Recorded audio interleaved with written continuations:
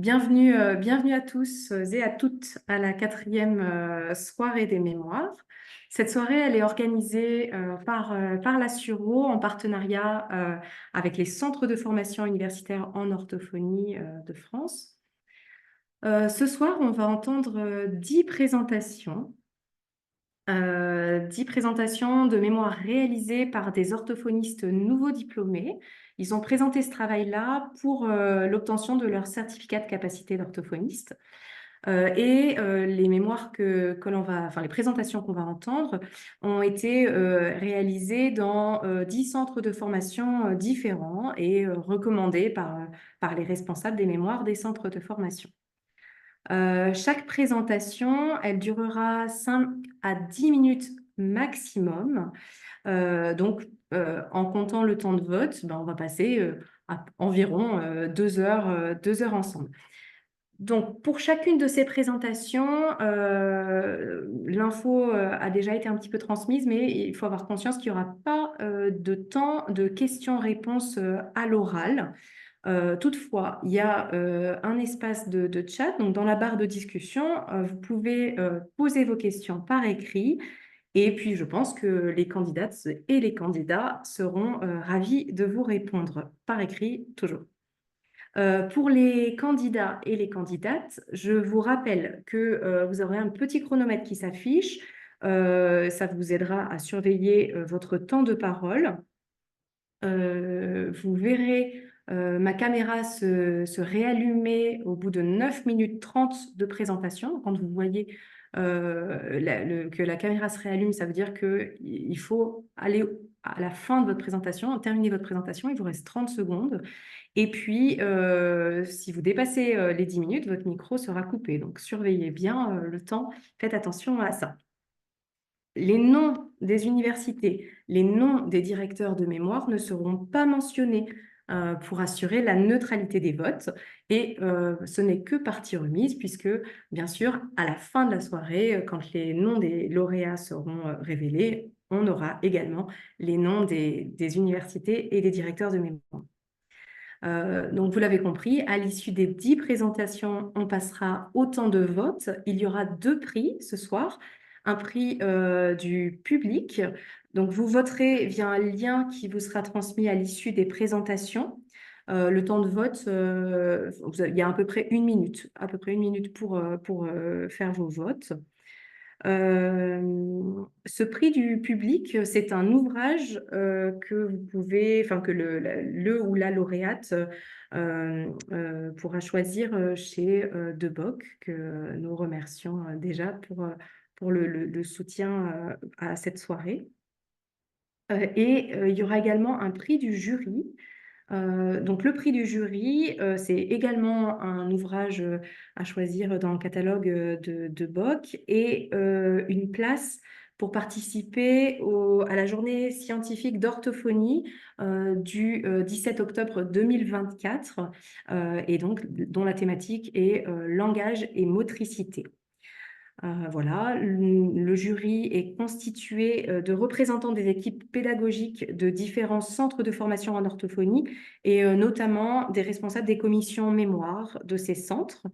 Et je rappelle qu'en tant que membre du jury, on n'a pas le droit de voter pour un mémoire de son centre de formation. Voilà, alors sans plus de présentation, je vous propose de passer au premier temps et donc on va écouter le premier candidat, Eliose Panetier, qui va nous présenter son travail, donc l'orthophonie pour tous, exploration de la compétence interculturelle relative aux diversités sexuelles et à la pluralité des genres dans le milieu de l'orthophonie en France. Nous vous écoutons. Bonsoir à tous. Alors, donc, je vais vous présenter mon mémoire. Je vais faire d'abord un rapide point sur le fait que je ne vais pas revenir sur des termes de vocabulaire. Par contre, je vous invite à faire des recherches s'il y a des termes qui vous posent question et aussi à me poser des questions dans le chat à la suite de ma présentation. Alors, je vais d'abord vous faire un rappel sur les inégalités sociales de santé. Je vous présenterai ensuite, les besoins identifiés en orthophonie suite à la diffusion de notre sondage. Ensuite, je vous présenterai quelques pistes d'amélioration pour terminer sur une conclusion et des perspectives. Alors, les inégalités sociales de santé, ce sont des différences systématiques potentiellement évitables sur le plan de la santé entre des groupes d'individus plus ou moins favorisés socialement. Hem, donc l'un des facteurs qui va influencer, ces inégalités sociales de santé en ce qui concerne la population 2S LGBTQIA+, c'est ce qu'on appelle l'hétéronormativité. C'est un cadre social, culturel et normatif qui suppose qu'il serait habituel et naturel, voire uniquement possible, d'être hétérosexuel et cisgenre et que toutes les personnes que l'on rencontrerait le seraient aussi. Cette hétéronormativité, ça va engendrer de la stigmatisation pour ces personnes, c'est-à-dire des préjugés explicites et implicites de la part des professionnels de santé, ce qui va engendrer aussi du stress minoritaire et qui aura un impact direct sur la santé de ces personnes.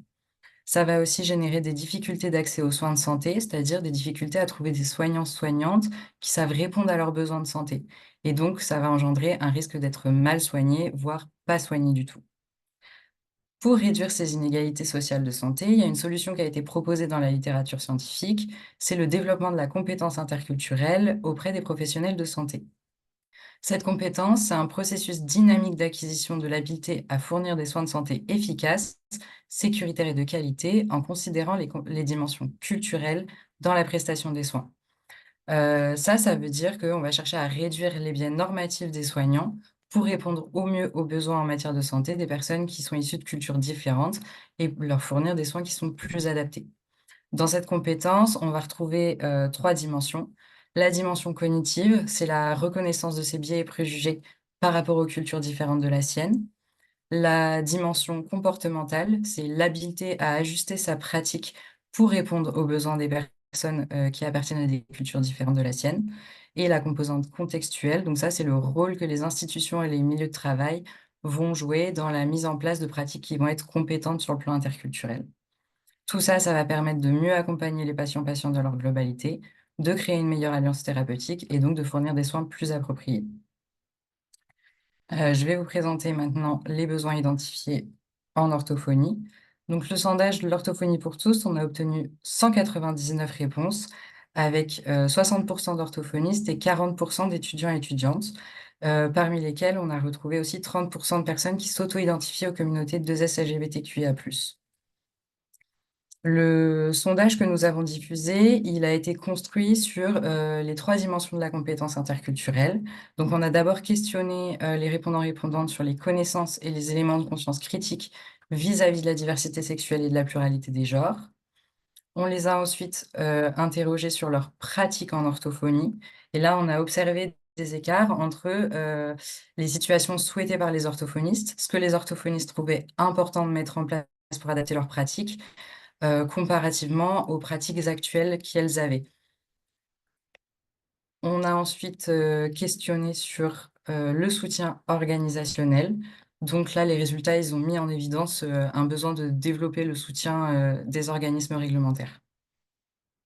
Je vais vous présenter, 4 pistes d'amélioration qu'on a mis en évidence, à travers notre travail. Donc la première piste, c'est ce qui concerne le fait d'accueillir les personnes de LGBTQIA+ en orthophonie.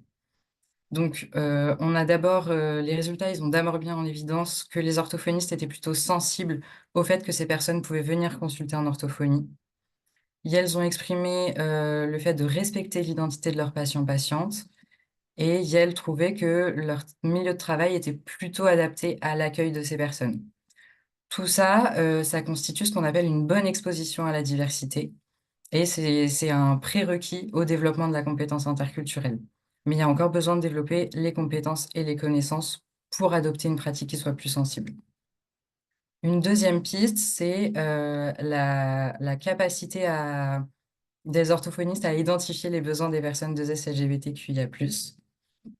Dans un premier temps, les résultats, ils ont mis en évidence que, les connaissances, générales des orthophonistes en ce qui concerne les DSPG étaient plutôt bonnes. Ça constitue un pilier de la compétence interculturelle. En revanche, les orthophonistes éprouvaient un peu des difficultés à identifier les besoins spécifiques de ces populations dans le cadre de leur accompagnement en orthophonie. Il y a un troisième point qu'on a mis en évidence, c'est le besoin de développer le sentiment d'être concerné par la mise en place d'actions. C'est-à-dire que les orthophonistes ne doivent pas attendre qu'une personne exprime ouvertement son appartenance à la communauté LGBTQIA+, pour chercher à avoir une pratique qui soit inclusive pour tous. Une troisième piste, d'amélioration, c'est, de chercher à favoriser la prise de conscience et d'initier des changements. Pour ça, il y a 3 possibilités. Dans un premier temps, c'est développer et promouvoir la recherche. Il y a un besoin de développer la recherche en orthophonie de manière générale, mais aussi en ce qui concerne les DSPG. Dans un deuxième temps, c'est, sensibiliser dès la formation initiale, en incluant, par exemple, des études de cas, avec des personnes de LGBTQIA+, pendant la formation. Et enfin, développer les formations continues, que ce soit d'un aspect théorique ou pratique. On a d'ailleurs observé des résultats, des corrélations positives dans nos résultats entre le fait d'avoir suivi de la formation et le niveau de connaissance et d'adaptation de la pratique des orthophonistes. Une dernière piste, c'est le fait de prendre position de façon explicite, que ce soit de la part des orthophonistes ou des organismes de réglementation.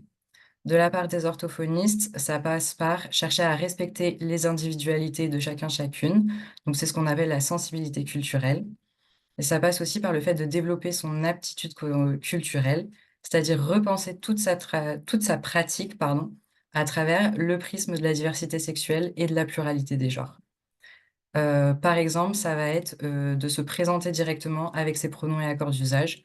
Ça peut être aussi, d'afficher explicitement une politique qui est antidiscriminatoire dans les salles d'attente. En ce qui concerne les organismes de réglementation, elles vont avoir 2 rôles importants. C'est d'abord s'inscrire comme partenaire de la population 2S LGBTQIA+, en mettant en place des groupes d'analyse de pratiques, par exemple, en se mettant en lien avec les syndicats majoritaires tels que la FNO qui peut avoir une influence sur les pratiques des orthophonistes. Elles vont aussi avoir un rôle, de guide pour les orthophonistes, en mettant en place des politiques antidiscriminatoires et des mesures qui soient explicites à l'échelle nationale, en cherchant aussi à établir des recommandations de bonnes pratiques. Ça peut être aussi, par exemple, tout simplement en permettant, aux orthophonistes d'inclure les prénoms, choisis de leurs patients-patientes dans leur dossier, dans les structures, par exemple. Je vais vous faire un rapide, point sur les biais que nous avons pu identifier. On a d'abord identifié un biais de représentativité, puisque 199 réponses, ça permet pas d'obtenir, quelque chose qui soit représentatif de la population orthophonique en France. On a aussi mis en évidence un biais de volontariat du fait que ce soit un sondage et un biais de désirabilité, dû à l'utilisation d'échelles d'auto-évaluation. En ce qui concerne les forces de cette étude, c'est tout d'abord la création du sondage qui a été fait en plusieurs étapes et qui a été validé par des groupes d'experts et d'expertes. C'est aussi son caractère, novateur parce que c'est la première fois qu'un tel sondage est diffusé en France et c'est la première fois à l'échelle mondiale, qu'un sondage explore les 3 dimensions de la compétence interculturelle. Donc de manière générale, pour conclure, il y a un besoin de développer les connaissances et les éléments de conscience spécifiques aux enjeux que rencontrent les personnes de LGBTQIA+, en orthophonie et un besoin de développer les pratiques. Pour la suite, une analyse, thématique des données qualitatives qui ont été récoltées dans le sondage, pourrait permettre d'avoir plus d'informations sur, les réponses obtenues. Notre travail, il va pouvoir servir de base aussi au développement de la littérature scientifique et nous allons aussi nous concentrer sur, ce qu'on appelle le transfert de connaissances. Pour ça, on a créé un site internet et un compte Instagram. L'objectif, c'est de pouvoir rendre accessibles nos analyses au plus grand nombre de personnes possible. Voilà, je vous remercie pour votre écoute.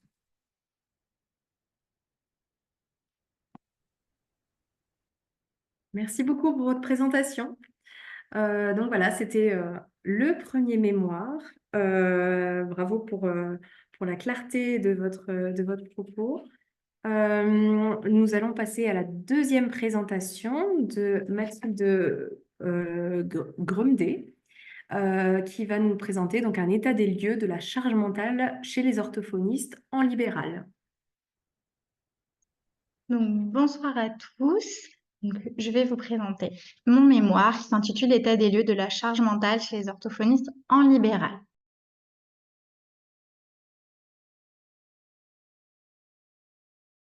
Alors, Mathilde, vous avez coupé votre micro. Il faut que vous rallumiez votre Pardon, micro. en changeant de slide, j'ai coupé mon micro.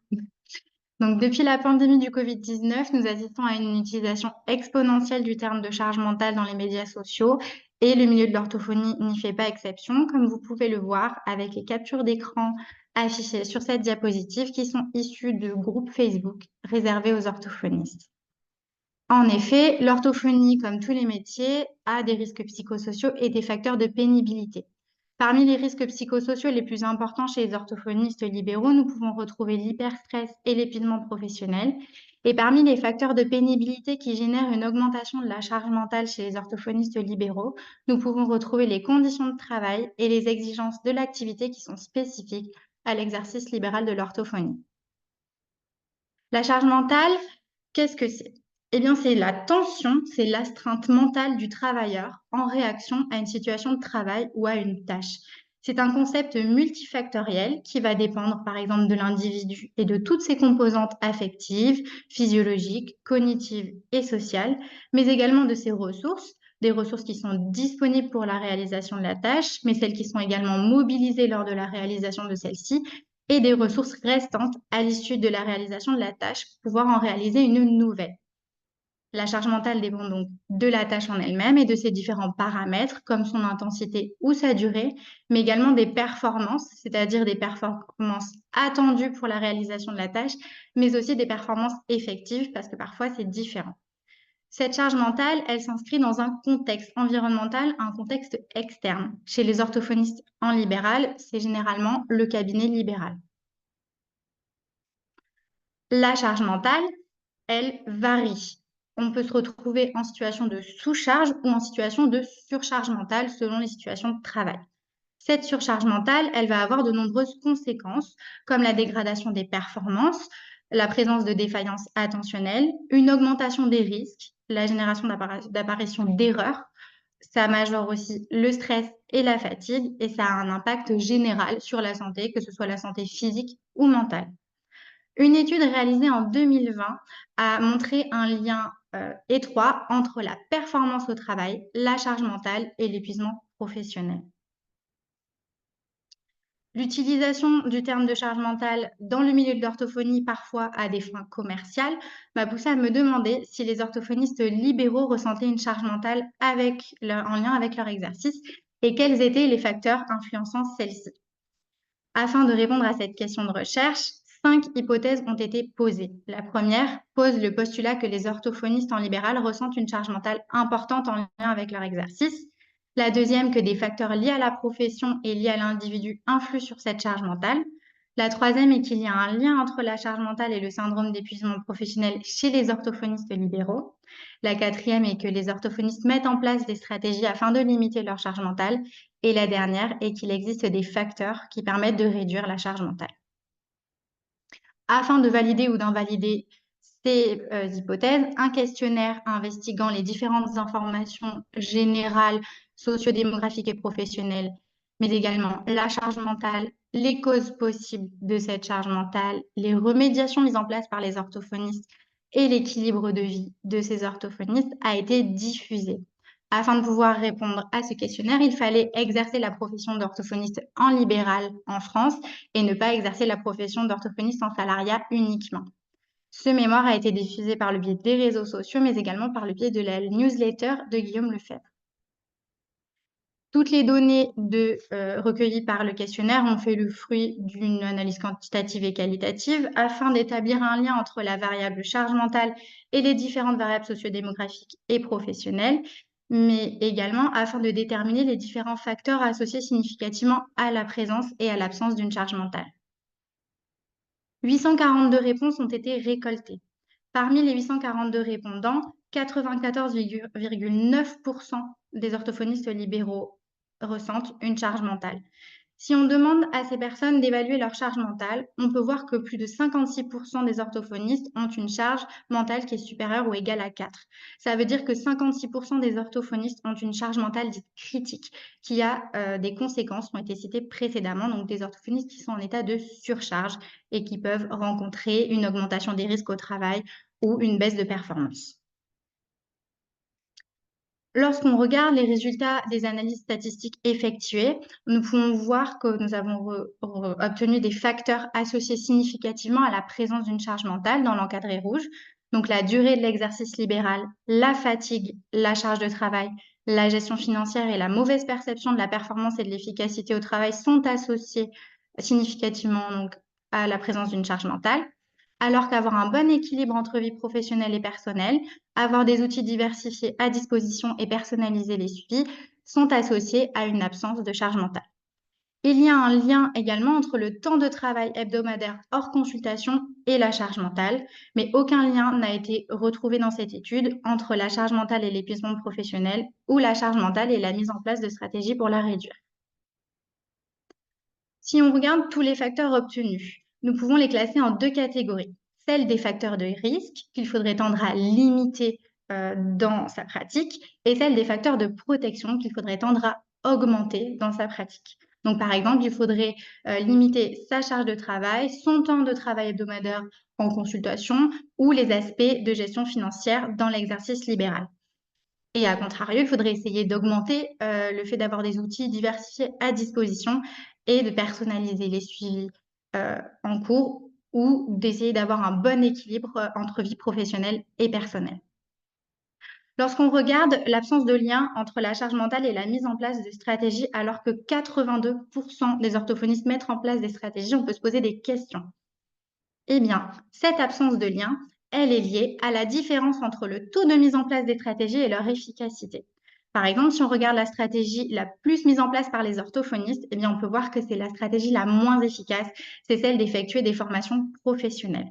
Les 3 stratégies les plus efficaces pour réduire sa charge mentale en tant qu'orthophoniste libéral, ce sont l'automatisation de tâches administratives récurrentes, l'aménagement de pauses dans son emploi du temps et l'externalisation de tâches administratives qui est très peu mise en place par les orthophonistes, mais c'est normal, c'est parce que ça représente une part non négligeable du budget d'un orthophoniste libéral.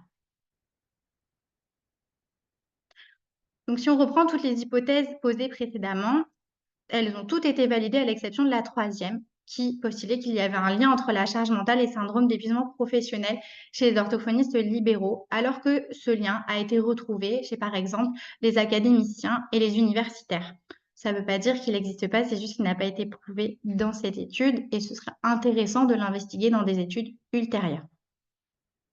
Cette étude, elle présente des biais et des limites et la principale, c'est vraiment les domaines explorés car cette étude ne s'intéresse qu'aux aspects non cliniques en lien avec la charge mentale. Elle ne s'intéresse pas du tout aux aspects cliniques de l'exercice libéral de l'orthophoniste. Et c'est une étude qui est basée sur un questionnaire, donc c'est une méthode subjective de mesure de la charge mentale qui dépend de la perception des répondants de leur propre charge mentale. Cette étude, elle permet d'étendre et d'élargir la recherche dans le domaine de la charge mentale, qui est généralement limitée à des domaines comme les transports, donc les domaines ferroviaires ou l'aviation.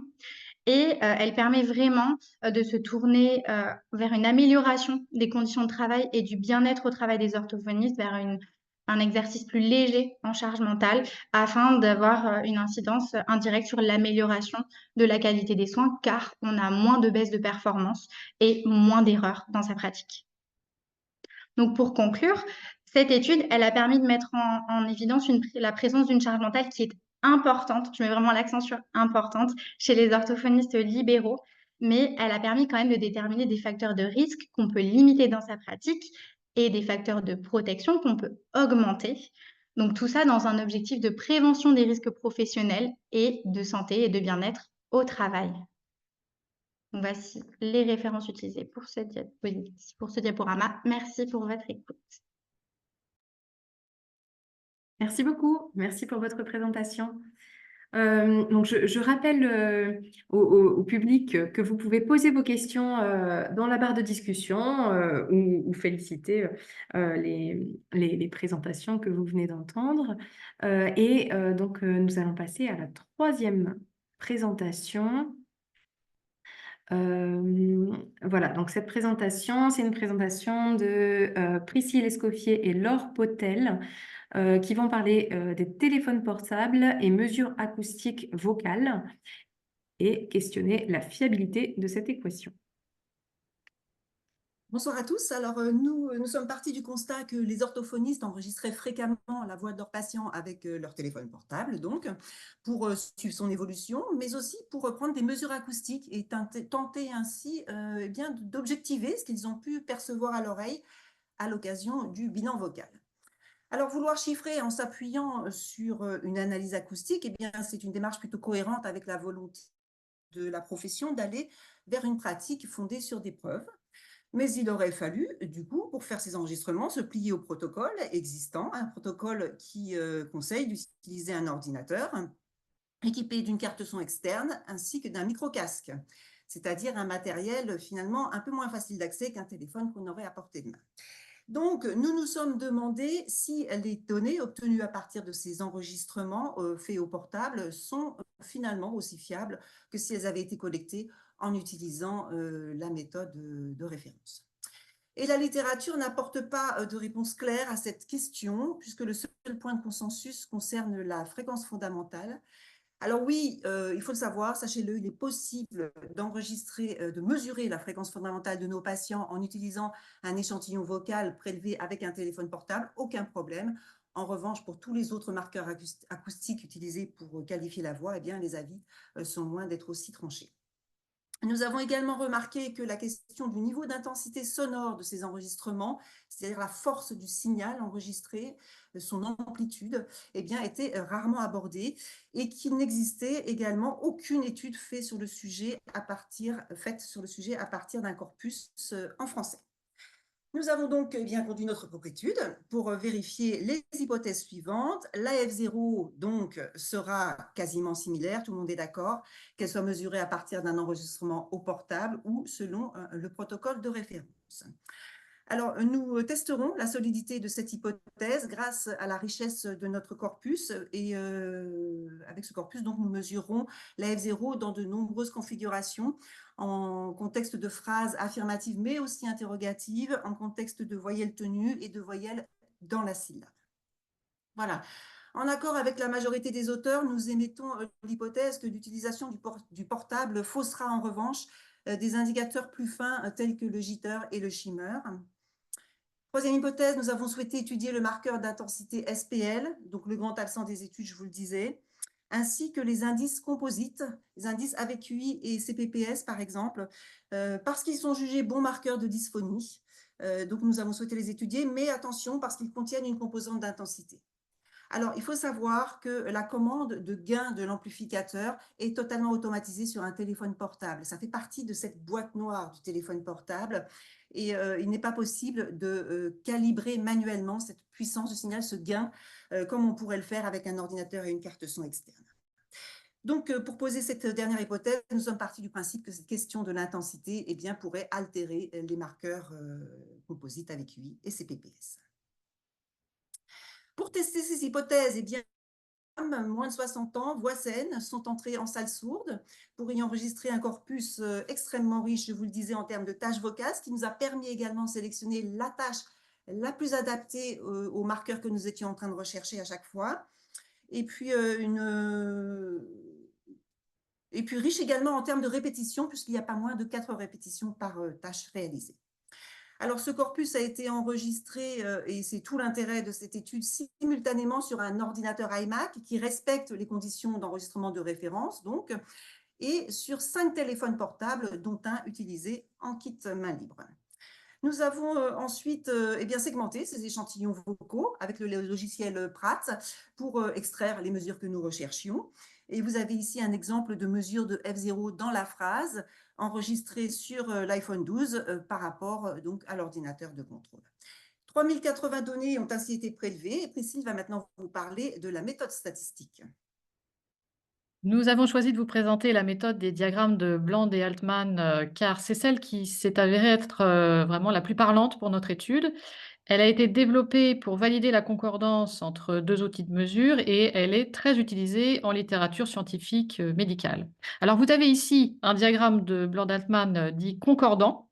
Vous voyez le biais matérialisé par la ligne pointillée gras qui est quasi égale à 0 et la bande de concordance donc matérialisée par les deux lignes pointillées situées à plus ou moins 2 égards types du biais est étroite. En fait, la corrélation seule ne prouve pas la fiabilité.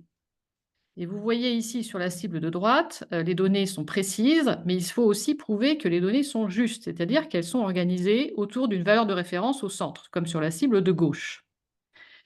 Alors voici un diagramme de Bland et Altman issu de notre mémoire, de notre étude. Il n'est pas concordant parce qu'en effet, donc il s'agit d'un diagramme sur le marqueur d'intensité SPL pour l'iPhone 12 versus l'iMac Control. Eh bien, il y a présence d'un biais, c'est la ligne pointillée bleue ici, qui est relativement important parce qu'il est proche de 10 décibels.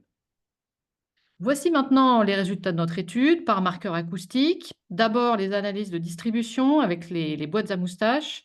Donc, dans la deuxième colonne, vous avez la valeur de la médiane de l'iMac Control par marqueur acoustique vocal.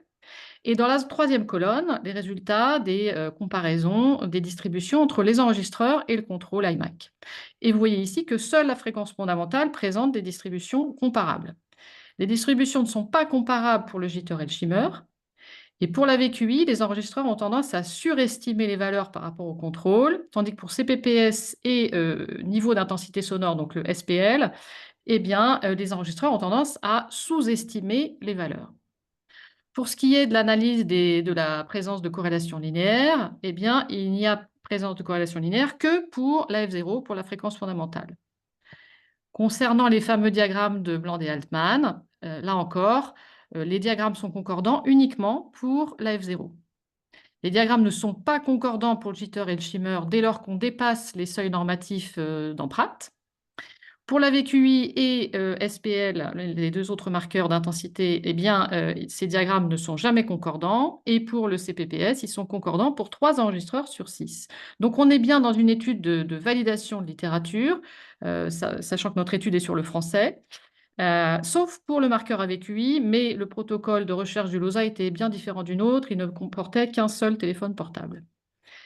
Alors, quelles applications en tirer pour la clinique en orthophonie? Déjà, on peut dire que l'utilisation de données collectées avec un téléphone mobile est bien validée pour la F0 moyenne et elle est dépendante de l'enregistreur pour le CPPS. Par contre, elle n'est pas validée pour les valeurs pathologiques pour le jitter et le shimmer, et elle n'est pas validée du tout pour la VQI ou pour le niveau d'intensité, niveau de pression sonore, donc SPL. Donc on voit que les marqueurs d'intensité sont très touchés par l'utilisation du téléphone portable. Nous avons aussi émis des recommandations pour les orthophonistes. Le message clé vraiment de cette étude, c'est que l'enregistrement gold standard, c'est-à-dire un enregistreur, une carte son et un micro externe, eh bien, demeure le plus fiable pour objectiver une évaluation vocale en clinique. Et il ne faut pas prendre de décision de prise en soin sur la base d'un enregistrement réalisé au téléphone portable. Si toutefois l'orthophoniste veut réaliser un enregistrement au portable, eh bien, il faut garder le même protocole d'enregistrement pour tous ses patients. Il faut calibrer le niveau d'intensité sonore de la voix du patient si la pathologie le permet, avec une application avec retour visuel. Donc, vous en avez un exemple ici à gauche. Il faut choisir des stratégies de segmentation adaptées et exercer son expertise clinique lors de l'interprétation des résultats. Avant de conclure, eh bien, un mot des biais et des limites de cette étude qui reste une étude exploratoire, hein. Un biais de sélection. Pour pouvoir généraliser nos résultats, il faudra bien entendu s'intéresser également aux voix d'hommes. Nous avons évoqué ensemble tout à l'heure le gain d'enregistrement non contrôlé sur les téléphones portables. Ces portables étaient bel et bien tous alignés à même distance des locutrices, mais il aurait fallu calibrer cette distance pour optimiser l'intensité du signal récolté. Il faudra sortir ces téléphones de la chambre sourde pour tester les marqueurs qui se sont montrés les plus solides et voir comment ils fonctionnent en dehors de cet environnement. Et puis, enfin, nous sommes soumis à la rapidité de l'évolution technologique. Il nous faudra refaire fréquemment les mesures avec les nouveaux appareils qui arriveront dans les boutiques. Et puis, eh bien, pour conclure, nous vous avons présenté une étude pour la première fois sur un corpus en français qui s'appuie sur la compétence des orthophonistes formés à la segmentation du signal sonore. La méthode n'est pas toujours très détaillée dans les études et c'est pourtant ô combien important pour prendre des mesures. Et puis une étude, enfin, de manière plus générale, qui répond à la demande de la Haute Autorité de Santé, puisqu'elle appelle les acteurs à évaluer leurs nouveaux outils, à prendre leurs responsabilités, afin que l'e-santé tienne demain toutes ses promesses. Merci à tous d'être là ce soir.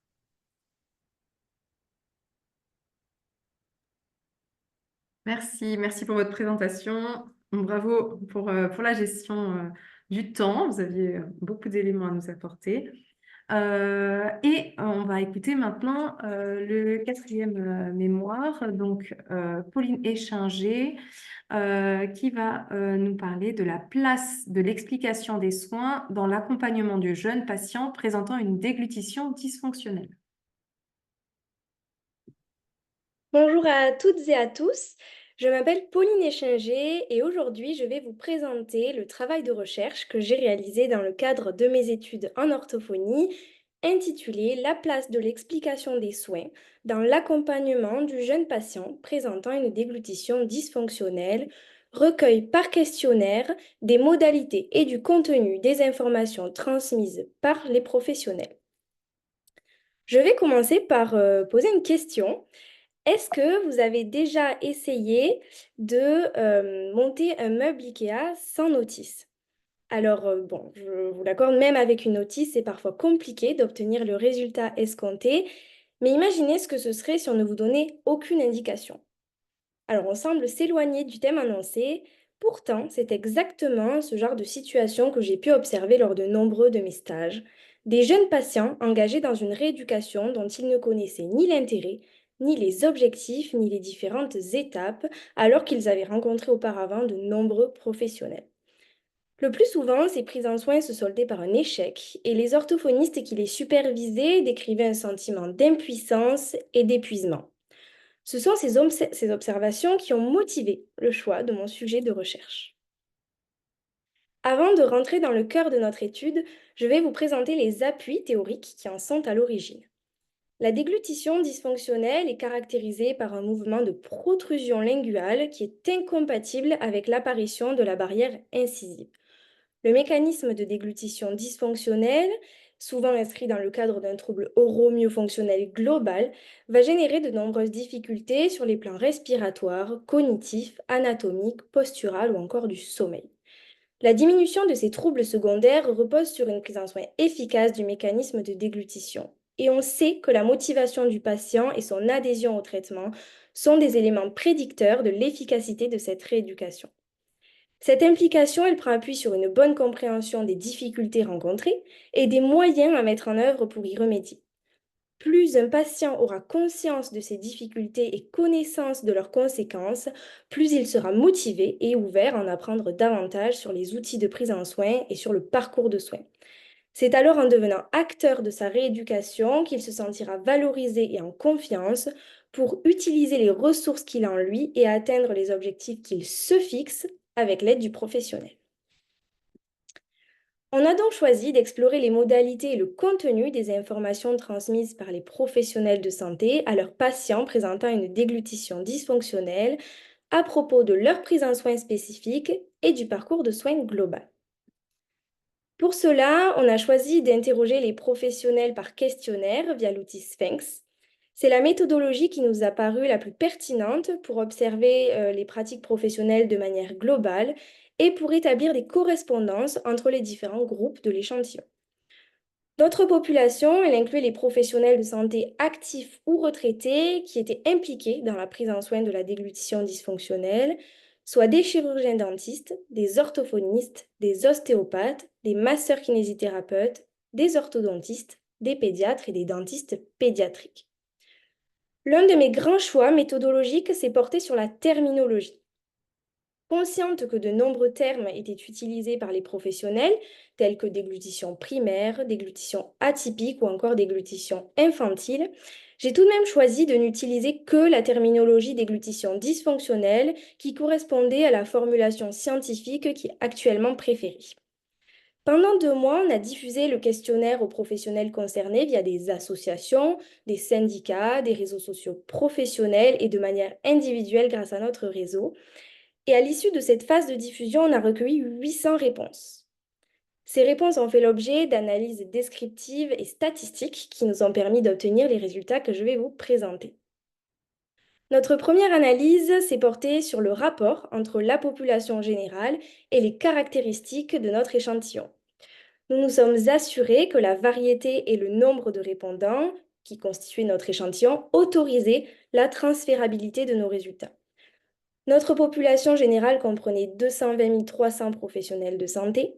En fixant le seuil de confiance à 95% et avec une marge d'erreur à 0,05 et une cote Z de 1,96, nous avons trouvé que n égale 384. Nos résultats peuvent donc être estimés comme généralisables. Pour chacun des résultats obtenus, on a calculé des pourcentages à l'aide du logiciel Excel afin de faire émerger des tendances. Et pour chacune des hypothèses, on a confronté ces tendances à un test de proportionnalité, prop test, pour calculer l'intervalle de confiance des données selon un indice de confiance de 95% à l'aide du logiciel R. Notre travail de recherche a apporté plusieurs réponses à notre problématique. Notre résultat le plus prégnant concerne les disparités entre les pratiques des rééducateurs et celles des prescripteurs.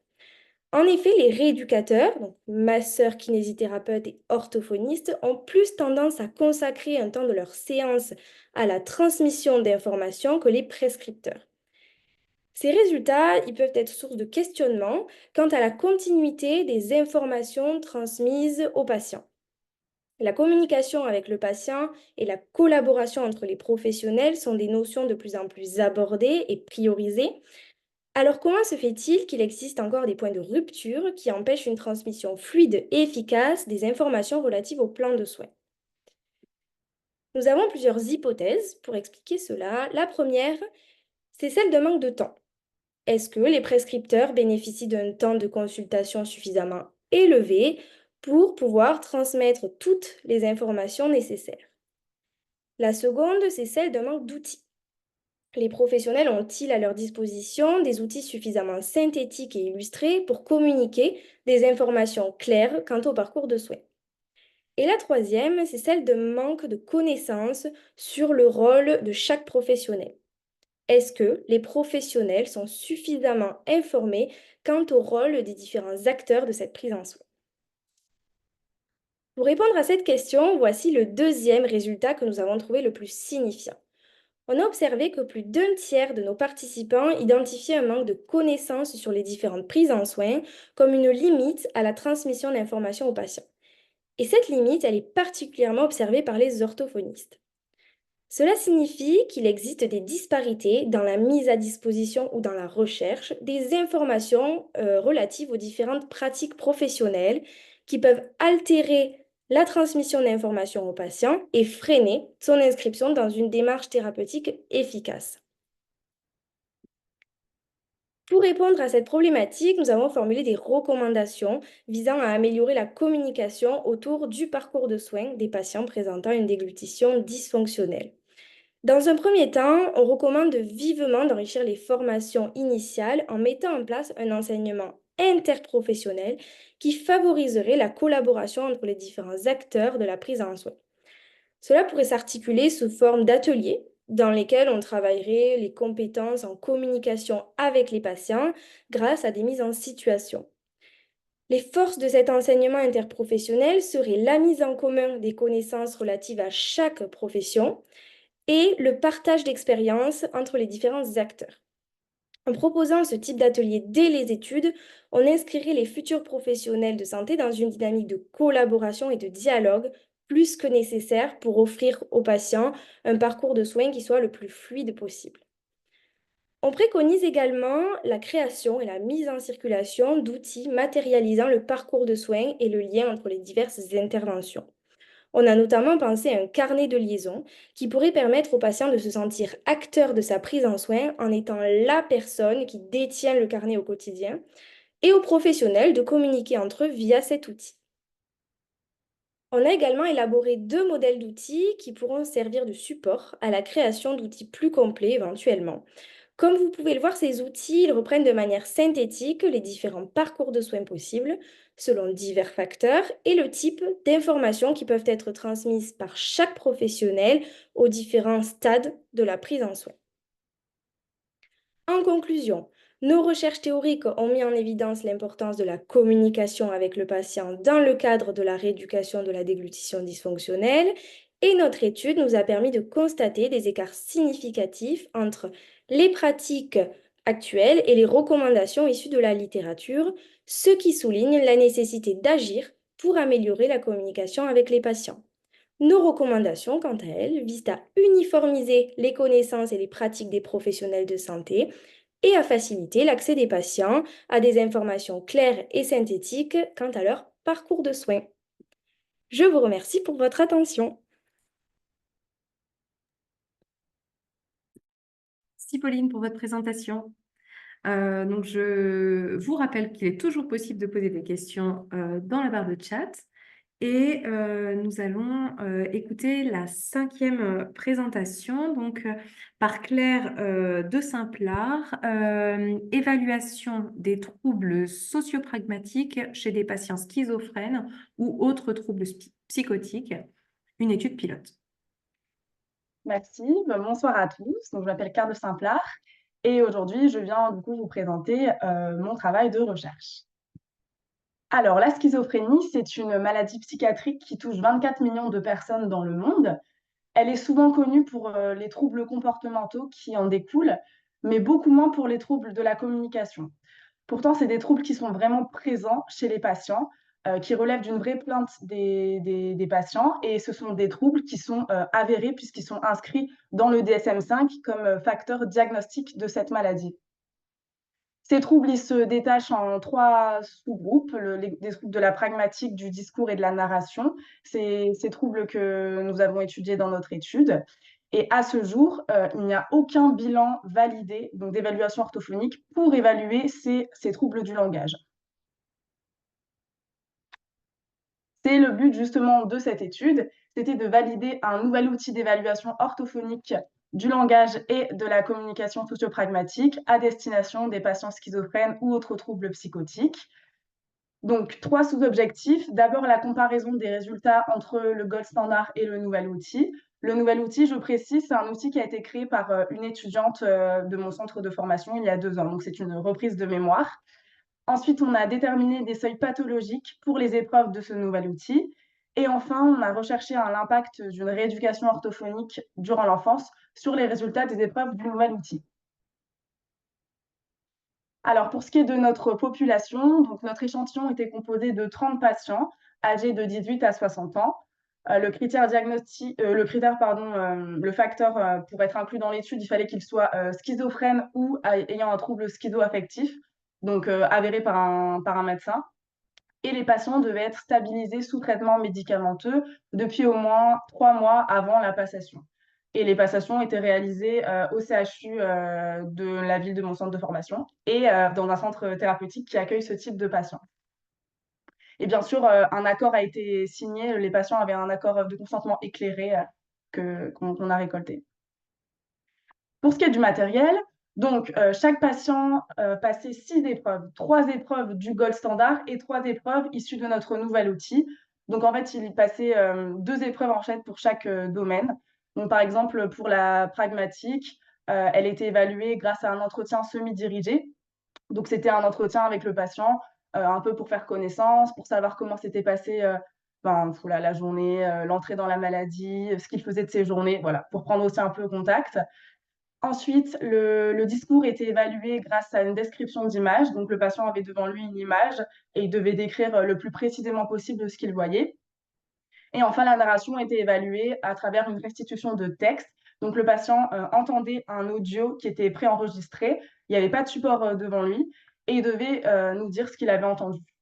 La passation durait 20 minutes et les productions vocales des patients étaient enregistrées avec un dictaphone réservé à cet usage unique. Pour ce qui est des résultats, donc, le but était de montrer une potentielle validité convergente entre nos épreuves du gold standard et du nouvel outil. Donc ici, je vous ai mis les courbes, les graphiques de corrélation. Donc les points, c'est en fait les résultats des patients. Et la ligne au milieu noire, c'est ce qui est le lien le meilleur en fait entre les deux échelles. Donc en abscisse, vous avez l'échelle du gold standard. En ordonnée, le gold standard, et en abscisse, vous avez le nouvel outil. Donc, en fait, on peut voir qu'on a obtenu un score, un facteur de corrélation de 0,65, ce qui montre une forte corrélation, en fait, entre notre gold standard et notre nouvel outil. Et les résultats étaient significatifs.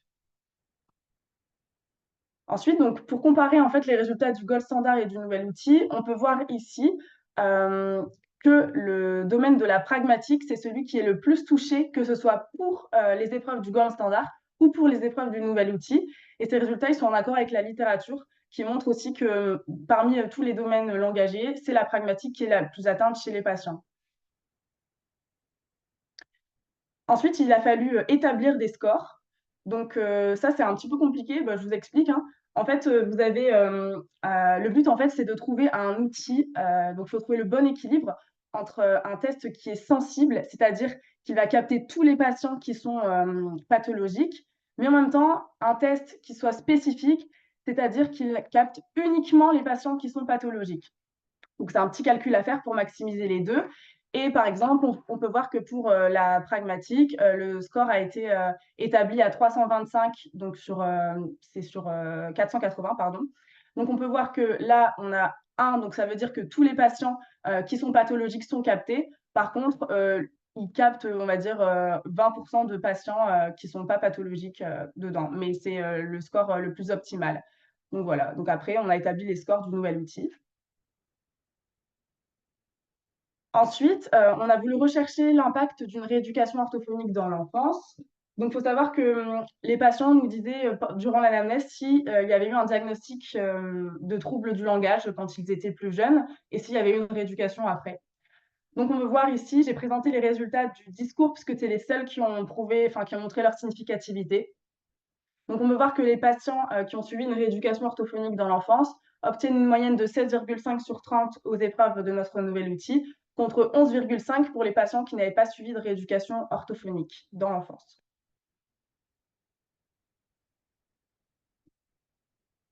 Voilà. Pour ce qui est de la discussion, donc on a montré une vraie corrélation entre le gold standard et le nouvel outil. Néanmoins, dans cette étude, on n'a pas évalué les sous-domaines, mais notre nouvel outil tel qu'il a été créé pourra permettre à tous les utilisateurs d'étudier les sous-domaines en fait, dans les 3 gros domaines, donc la pragmatique, la narration et le discours. Quelques limites sont à souligner. Tout d'abord, la position de l'épreuve de discours. C'est une épreuve qui requiert beaucoup de ressources attentionnelles, puisque le patient est en modalité, il y a une unique modalité. En fait, le patient n'a pas de visuel. Et c'est vrai qu'elle arrive en dernière position, donc les patients sont déjà un peu fatigués par toute la passation. Et c'est vrai que ça a été une plainte aussi de leur part, hein. On sait d'ailleurs dans la littérature que les patients ont des vrais déficits attentionnels, les patients schizophrènes. Ensuite, pour ce qui est des productions orales, on a enregistré les productions orales, mais les patients n'ont pas été filmés par souci d'éthique, bien entendu. C'est vrai que filmer les patients, ça aurait pu permettre un feedback supplémentaire concernant l'analyse du langage non verbal. Et enfin, concernant l'impact d'une prise en charge orthophonique durant l'enfance sur le discours, on n'a pas de données sur la prise en charge, en fait. On ne sait pas leur capacité non plus, leurs compétences et capacités avant le diagnostic. Donc, c'est des données qui auraient pu être ajoutées pour gagner en précision clinique. Pour ce qui est de la conclusion, donc notre outil se présente comme le premier outil d'évaluation orthophonique dédié aux patients schizophrènes ou à d'autres troubles psychotiques. Donc c'est une première. C'est un outil qui est aussi précis que le gold standard, mais il est plus spécifique puisqu'il a été dédié spécifiquement et été créé spécifiquement pour ce type de patient, contrairement au gold standard qui n'a pas été créé pour ça. puisque nous, on a ce nouvel outil, on peut se questionner sur la place future de l'orthophoniste en psychiatrie, puisqu'à ce jour, il n'y a pas d'orthophoniste dans les services de psychiatrie adulte. Et c'est vrai qu'avec ce nouvel outil, il a vraiment vocation à s'intégrer dans un bilan pluridisciplinaire, bien sûr, et donc participer à l'évaluation diagnostique. Et puisqu'on parle de l'évaluation, pourquoi pas après aborder la rééducation, puisque c'est vrai que les patients les patients nous parlent vraiment de cette plainte, en fait. C'est une plainte de leur part de ces troubles langagiers. Ça affecte leur quotidien, leur insertion professionnelle, leur insertion sociale. Et donc, en tant que soignant, on est dans un objectif de travailler pour le patient et avec le patient. Donc, ça peut être intéressant de rééduquer aussi ces troubles du langage. Donc, bien sûr, le but aussi, travailler en interdisciplinarité pour optimiser la prise en charge patient et améliorer la qualité de vie. Merci pour votre écoute.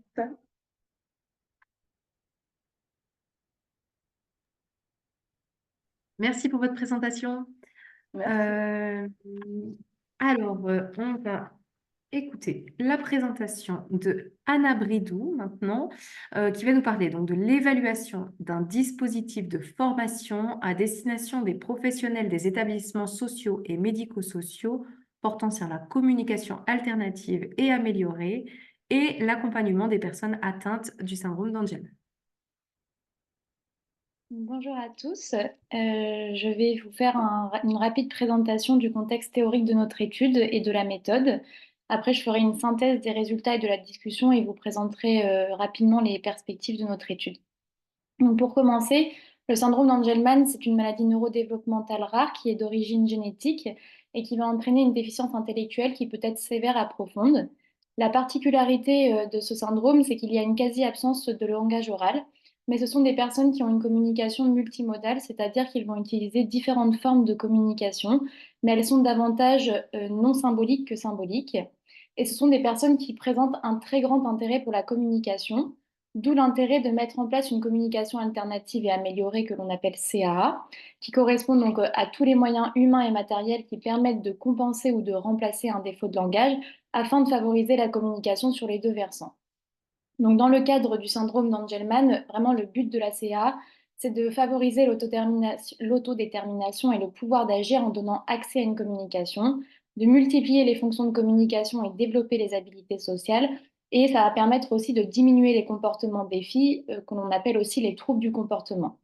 Pour cela, on va plutôt privilégier des outils de CA avec aide technique, comme les classeurs de communication type POD, qui vont permettre en fait d'accéder à des formes symboliques de communication. Les personnes qui sont atteintes du syndrome d'Angelman vont être accueillies tout au long de leur vie dans les établissements sociaux et médico-sociaux. Donc vraiment, ils ont tout leur rôle à jouer dans l'établissement et le déploiement de la CA. Donc pour ça, la Haute Autorité de Santé a établi des recommandations de bonnes pratiques pour tenter de guider les établissements dans le déploiement de la CAA.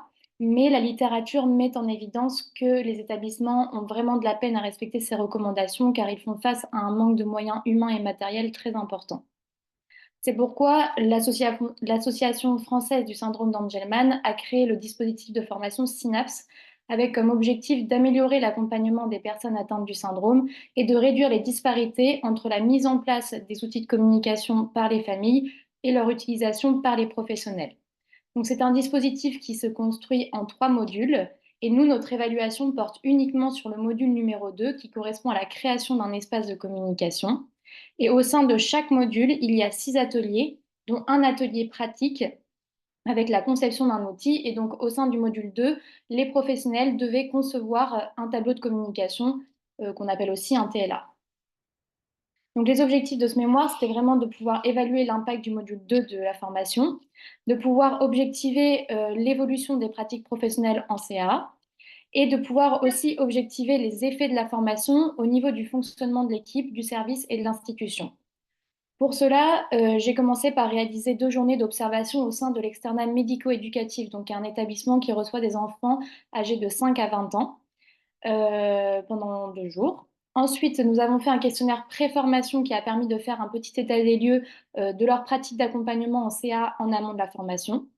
Ensuite, j'ai participé aux 4 jours de formation donc, qui a eu lieu avec 13 professionnels, des professionnels issus du paramédical, médical, de l'administration. Et il y avait également 2 mamans parce que la particularité du dispositif de formation Synapse, c'est de proposer une formation conjointe aux professionnels et aux familles. Ensuite, j'ai réalisé les entretiens 3 semaines après la formation et je suis retournée en observation 4 mois après.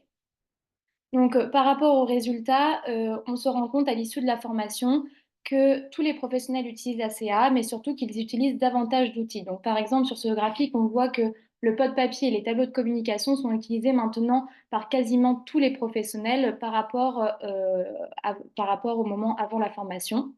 Les professionnels ont également moins d'appréhension à utiliser les outils, même s'ils ne les maîtrisent pas forcément en totalité.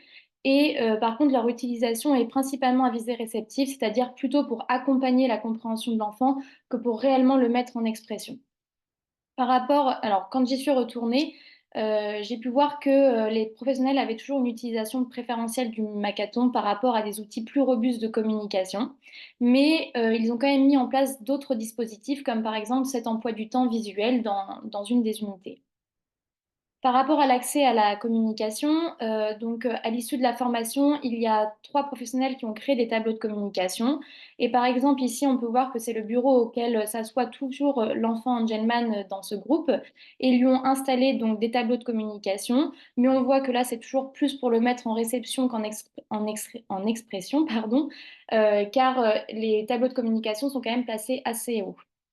Ils ont également acheté des tablettes de communication et des sangles pour faciliter le transport des outils. Et par contre, l'accessibilité aux outils reste encore limitée parce que dans 2 groupes sur 3, les outils de communication des enfants, donc comme les pods, restent dans les placards. Et on a un groupe sur les 3 qui a par contre aménagé l'environnement pour que les enfants puissent avoir accès en autonomie à leurs outils. Quand j'y suis retournée, j'ai pu voir qu'il y avait un point information qui avait été mis en place au sein du réfectoire. Donc là, on peut voir que les enfants sont informés sur tout ce qui est dit pendant le conseil de vie sociale, sur les événements à venir qui concernent l'établissement. Et ça, c'est le classeur de communication que s'est créé la chef de service, dans lequel elle répertorie tous les pictogrammes dont elle peut avoir besoin, ainsi que les tableaux de communication lorsqu'elle est en réunion de post-synthèse avec les enfants. Au niveau de l'aménagement spatio-temporel, ce qui a vraiment évolué à l'issue de Synapse, c'est tous les aspects langagiers. Les professionnels utilisent un langage plus simple. Ils prennent le temps aussi de laisser à l'enfant le temps de comprendre et de s'exprimer. Et on a vu que l'aménagement de l'environnement avait été fait dans un groupe sur 3. Par rapport à la modélisation, donc juste pour rappel, ça consiste à utiliser l'outil de communication de façon systématique en parallèle du langage et dans tous les environnements. On voit que les professionnels à l'issue de la formation ont bien compris ce que c'était. Ils m'ont tous répondu qu'il s'agissait de mettre l'enfant dans un bain de langage alternatif, de donner le modèle. Mais quand j'y suis allée, j'ai pu remarquer que les professionnels avaient plus de facilité à modéliser avec les tableaux de communication plutôt qu'avec des outils robustes de communication.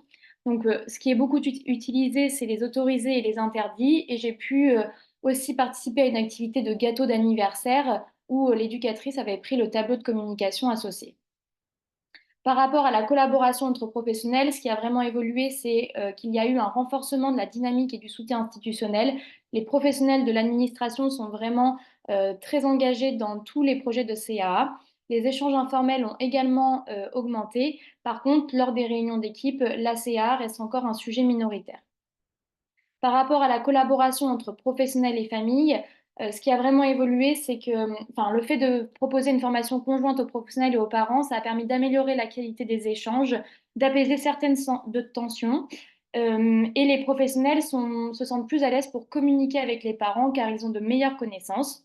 Par contre, il n'y a pas eu de modification au niveau de la fréquence et de la modalité des échanges, c'est-à-dire qu'on est principalement sur des échanges par téléphone ou par cahier de liaison et peu d'échanges en réel qui ont pourtant plus d'impact.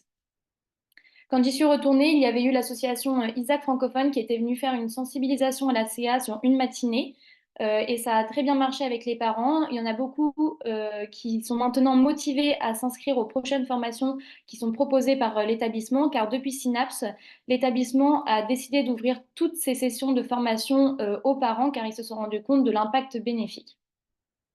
Par rapport aux obstacles, donc on a 2 principaux obstacles qui persistent, c'est le manque de temps et les absences professionnelles. notamment, enfin, en fait, les absences professionnelles ne sont pas forcément remplacées, ou alors quand ils sont remplacés, c'est par des professionnels intérimaires qui ne connaissent pas le lieu de travail ni les enfants.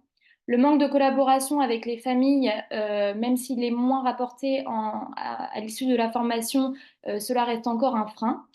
La maîtrise des outils informatiques, notamment l'outil MindExpress qui permet de créer les tableaux de communication, n'est pas encore enfin, les professionnels ne sont pas tout à fait à l'aise avec cet outil, donc ça représente également un frein pour créer du matériel.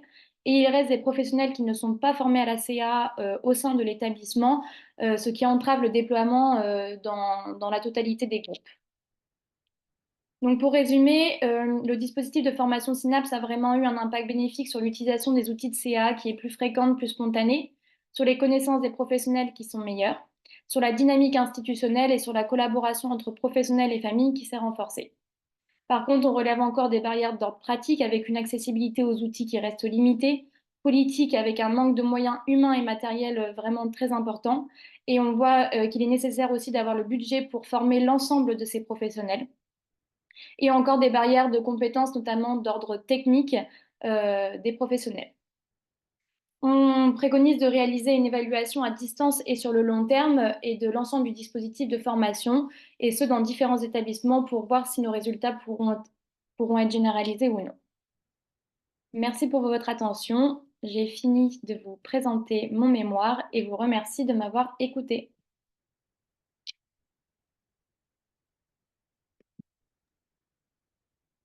Merci Anna pour votre présentation.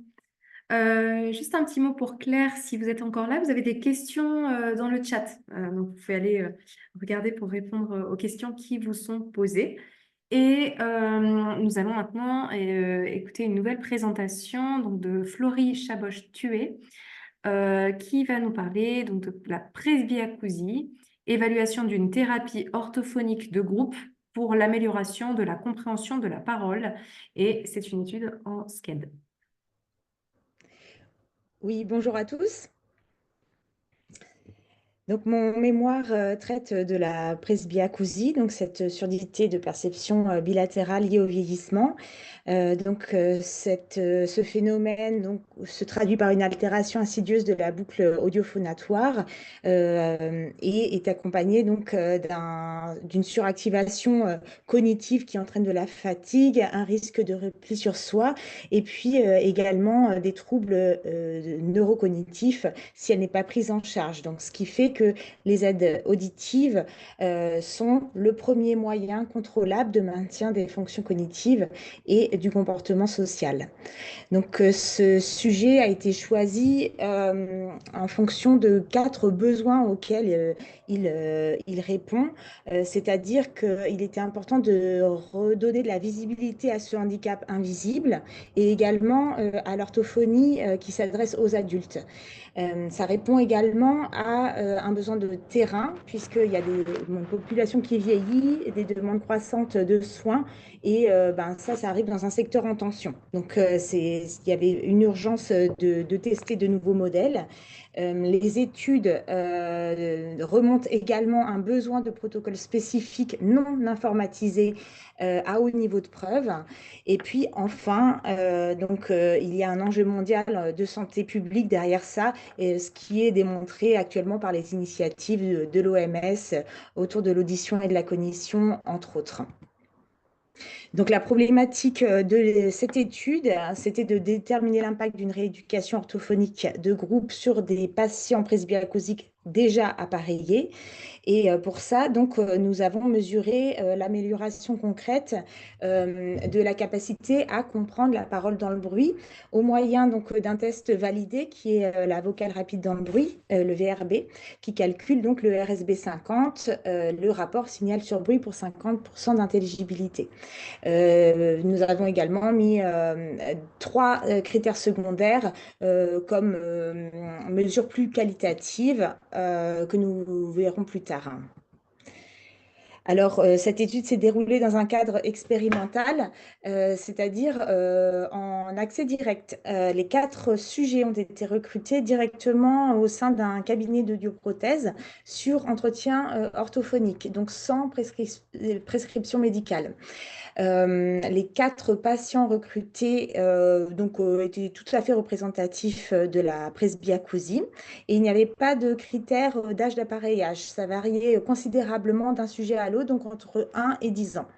Et donc, c'est pourquoi nous avons choisi le SCED, le Single Case Experimental Design, parce que en fait, c'est une méthode d'analyse qui permet d'avoir des données probantes sur un nombre restreint de sujets avec une forte variabilité interindividuelle.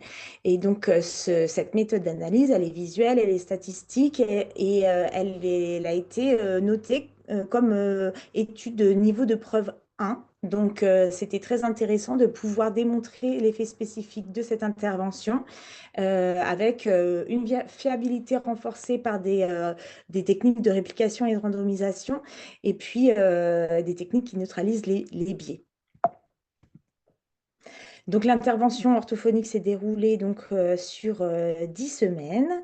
Et puis, donc, il s'agissait d'une approche globale autour de 3 axes thérapeutiques. Donc, chaque séance mixait toujours un pilier d'éducation thérapeutique du patient, un autre d'éducation, d'entraînement auditivo-cognitif, et puis également une approche personnalisée, plus ludique, pour toujours mettre en avant ce plaisir de communiquer sans surcharger l'attention et la mémoire des participants.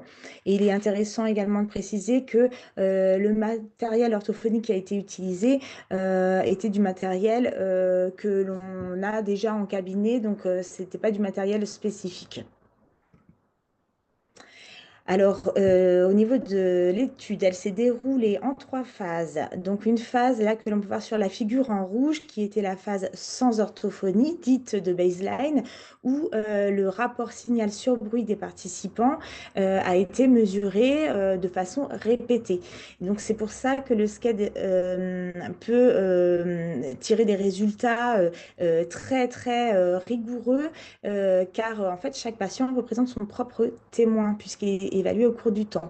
Donc, il y a eu cette phase d'évaluation sans orthophonie en rouge, puis avec orthophonie en bleu, et enfin, à distance de la fin du protocole, après les 10 séances, il y a eu 2 mesures du rapport signal sur bruit, à nouveau pour mesurer les acquis en termes de RSB 50 dans le temps. Ces mesures ont été donc complétées par des évaluations secondaires, donc toujours objectives. Donc pour le data logging, qui est ce temps de port quotidien des aides auditives, qui est disponible dans le logiciel des aides auditives, ainsi que deux critères validés, donc la qualité de vie au moyen de l'ERSA, l'évaluation du retentissement de la surdité chez l'adulte, et puis un protocole d'analyse conversationnelle appliqué à des entretiens filmés.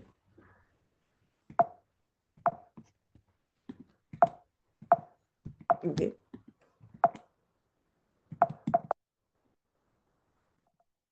Alors, excusez-moi. Appuyez bien sur la flèche.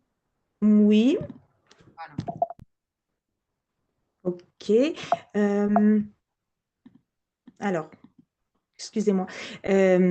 Voilà, donc je vais vous présenter donc les résultats rapidement. Donc on voit bien que le SCED, grâce au logiciel dédié, nous permet d'obtenir des graphiques en ligne de temps où on a vraiment une qualité d'interprétation qui est optimale et très rapide. Donc là, en l'occurrence, une courbe rouge qui descend, c'est une amélioration. Et on voit que les courbes rouges représentent la phase A et les courbes vertes, la phase B, c'est-à-dire avec orthophonie. Donc, en comparant les phases adjacentes, on a immédiatement une qualité d'interprétation sur l'effet de l'intervention.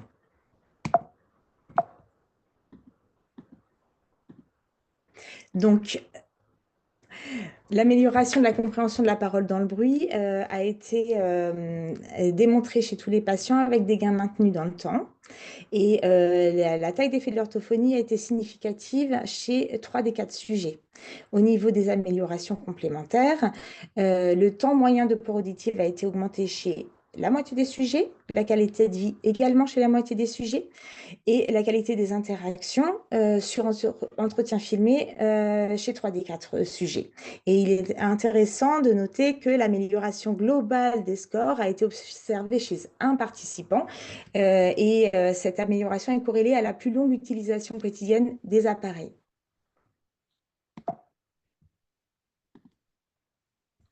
Voilà, donc dans notre discussion, je souhaitais mettre en évidence l'efficacité de cette prise en soin courte, en groupe, donc sur 3 mois, sans limite d'âge d'appareillage. Ensuite, il y a eu une adhésion très rapide à la thérapie proposée, avec une généralisation aux activités quotidiennes chez tous les patients. L'observance a également été influencée par les séances d'orthophonie, mais également par une émulation entre pairs. Et puis, il y a peut-être une réflexion à mener sur la temporalité sur 10 semaines. Peut-être qu'on peut garder les 10 séances, mais avec un espacement des séances dans le temps. La pluridisciplinarité, c'est-à-dire cet accès direct entre les audioprothésistes et les orthophonistes sans négliger du tout la consultation ORL qui arrive en complément, mais est un vrai plus parce que ça crée vraiment une prise en charge globale des patients. Et puis au niveau de la mise en œuvre, c'est quelque chose vraiment de simple, peu coûteux et applicable dans tous les lieux d'exercice. Donc, en conclusion, cette étude a été recommandée par tous les participants à leur entourage. Donc, elle va être pleinement diffusée par les acteurs, les meilleurs représentants en fait, de la presbyacousie. Au niveau de la profession, cela donne des données probantes pour un format qui sera applicable, compact et interdisciplinaire. Et pour la société, cela pourrait représenter des économies potentielles en termes de régulation des soins et éviter les gaspillages des appareils. Et donc, enfin, je souhaitais juste, dans les perspectives qui ont été soulevées, que la création d'une batterie d'évaluation dynamique de la communication pour ce public spécifique serait vraiment intéressant à mener. Voilà, je vous remercie de votre attention. Cette étude elle sera présentée sous forme de e-poster au congrès qui se tient à Paris en septembre. Et je suis vraiment désolée pour ces problèmes techniques. Très bien. Non, vous avez bien géré. Effectivement, on a laissé quelques secondes pour que vous puissiez terminer, mais voilà, il y a eu ces petits soucis de passage de diapo. Vous avez bien géré votre temps. Félicitations. Voilà, donc on va passer à la 8e présentation donc, par Magali Faria et Caroline Hurtrel, qui vont nous parler de la description des profils langagiers d'enfants atteints de cardiopathie congénitale. Bonjour à toutes et à tous. Nous sommes ravis de partager les résultats de notre mémoire avec vous. Nous commençons par un rappel du contexte scientifique. Les cardiopathies congénitales sont des malformations du cœur ou des vaisseaux sanguins survenant au cours de la gestation. En France, leur prévalence est de 8 naissances pour 1000, soit plus de 5000 naissances chaque année. Il s'agit de la malformation congénitale la plus fréquente en Europe. Le rôle du cœur est notamment d'apporter l'oxygène et les nutriments nécessaires au fonctionnement et au développement de l'organisme, et donc en particulier du cerveau. Ainsi, les malformations cardiaques perturbent le développement neurologique de ces enfants atteints de cardiopathie congénitale, plus particulièrement la constitution de la substance blanche et sa myélinisation en fin de gestation. Nous savons aujourd'hui que cette population est à risque de développer un trouble neurodéveloppemental. Et lorsque plusieurs domaines de développement sont atteints, c'est le langage qui est le plus touché. Les études indiquent ainsi que le versant expressif est plus touché que le versant réceptif et que le lexique n'est pas un domaine de vulnérabilité. En revanche, il est plus difficile d'extraire des conclusions pour les autres domaines du langage que sont la phonologie et la morphosyntaxe, car les tâches sont peu spécifiques dans les études. On a découlé la question de recherche suivante. Dans quelle mesure les enfants âgés entre 5 ans et 6 ans et demi, atteints d'une cardiopathie congénitale et ayant été opérés ou cathétérisés avant l'âge de 6 mois, sont-ils à risque d'avoir des compétences langagières inférieures à la moyenne attendue à leur âge? Pour répondre à cette question, notre méthode a été la suivante. Sur les 60 enfants répondant aux critères d'inclusion, 37 ont été rencontrés à l'hôpital. Ils venaient le temps d'une journée qui incluait 3 rendez-vous. La majorité des participants ont eu un suivi cardiologique, une audiométrie, ainsi qu'un temps d'évaluation avec nous qui n'a jamais excédé 1 heure. Nous avions 2 variables de contrôle, donc l'audiométrie pour écarter le biais de la surdité, ainsi qu'une épreuve de raisonnement non verbal issue de la batterie EDA pour écarter une éventuelle déficience intellectuelle. Pendant les passations, les parents avaient un court questionnaire à remplir afin de recueillir quelques données sociodémographiques. Le langage ainsi a été exploré sur les 2 versants, naturellement. Le protocole comprenait 7 subtests de langage issus de 4 batteries d'orthophonie différentes, choisies pour leur sensibilité. Et nous avons également vérifié que le tableau articulatoire était complet. Ainsi, notre cohorte se constitue au final de 33 enfants, tous nés à terme, sans comorbidité avérée ou syndrome génétique. Et vous voyez le déroulement du flowchart sur votre droite. Les principaux résultats pour répondre à notre hypothèse principale sont les suivants. Donc, aux différents subtests qui apparaissent sur votre gauche, la moyenne des scores représentés par un plus au sein des boîtes à moustaches sont toutes sous la moyenne de chaque population d'étalonnage, représentée, elle, par la barre 0. Pour 2 subtests, les 2 sous-épreuves de compréhension lexicale issues de l'ANEL, les scores sont significativement inférieurs à la moyenne de la population d'étalonnage. On remarque également que de nombreux participants présentent des scores pathologiques, donc sous le seuil de moins 1,65 écart type représenté par la barre en rouge. Ainsi, notre hypothèse est validée et les résultats vont même au-delà de ce qu'on attendait. Constatant donc la présence de ces nombreux scores pathologiques, nous avons décidé de constituer 2 groupes. Au sein du groupe A, nous avons isolé tous les participants ayant au moins 2 subtests de langage issus de 2 domaines différents avec des scores inférieurs à moins 1,65 écart type. Cela représente 10 participants, soit 30% de la cohorte. C'est des participants qui auraient justifié une prise en charge en orthophonie. Dans le groupe B, nous retrouvons 23 participants qui ont maximum un score pathologique pour 10 d'entre eux.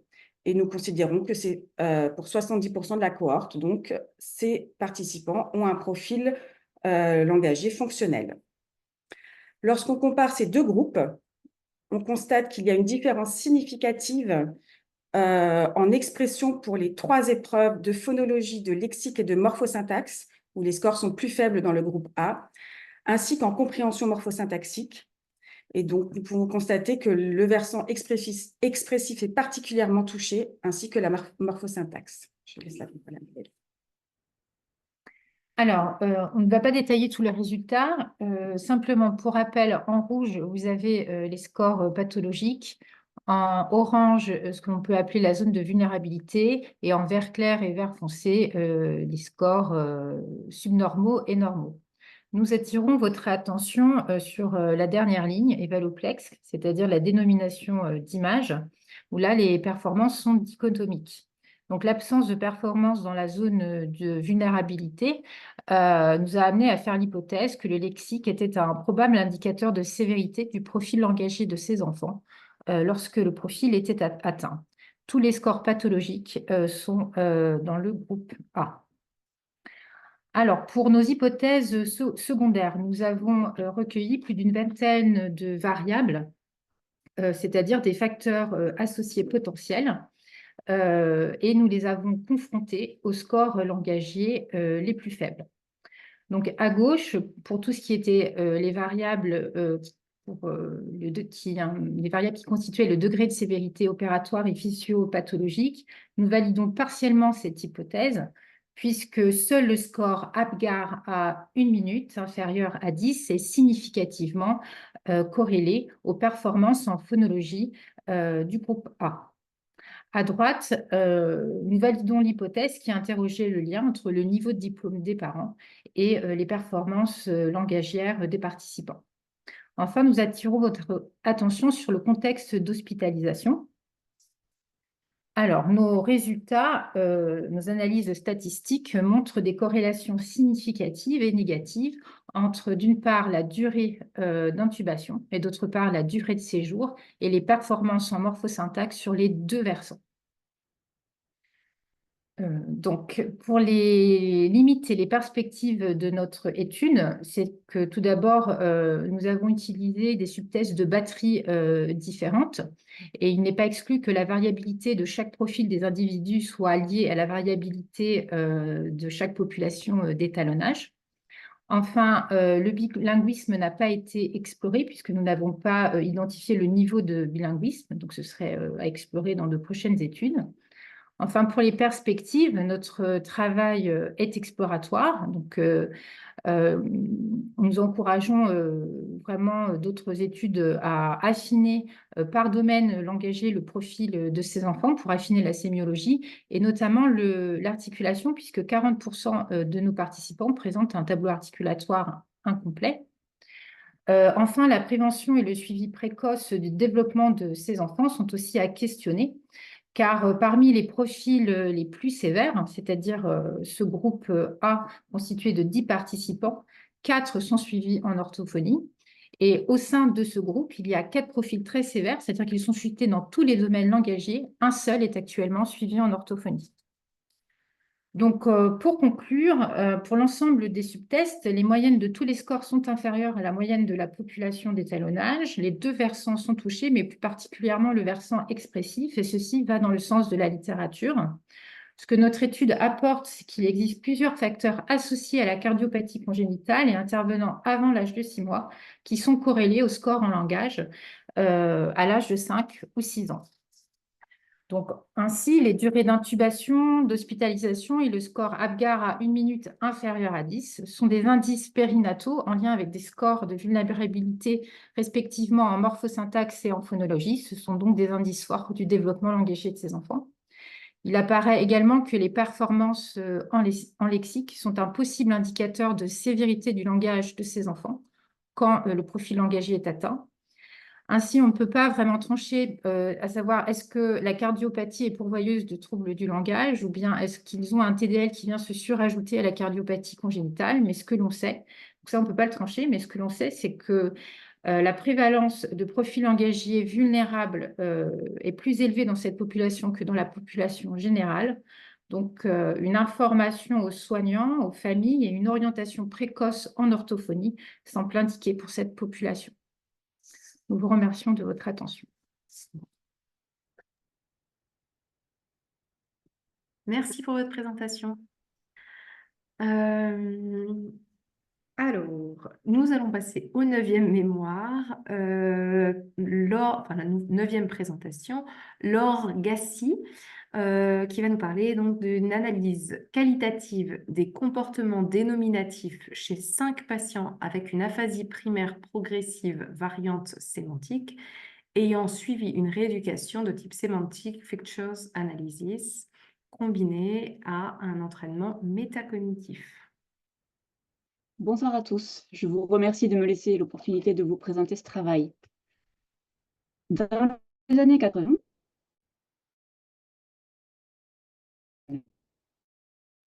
alors, on ne vous entend pas, Laure. Vous allez peut-être reprendre. Est-ce que vous êtes toujours en ligne?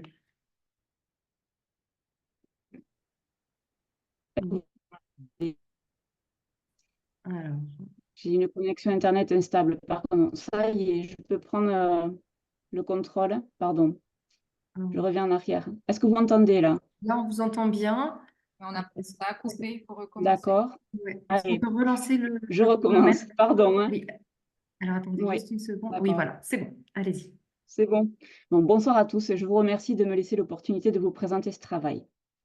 Dans les années 80, Mesulam consacre le terme d'aphasie primaire progressive ou APP à un syndrome langagier d'origine neurodégénérative caractérisé par une aphasie d'apparition lente, progressive et isolée pendant au moins 2 ans, sans autre trouble cognitif ou comportemental, mais limitant la participation du patient aux activités de la vie quotidienne.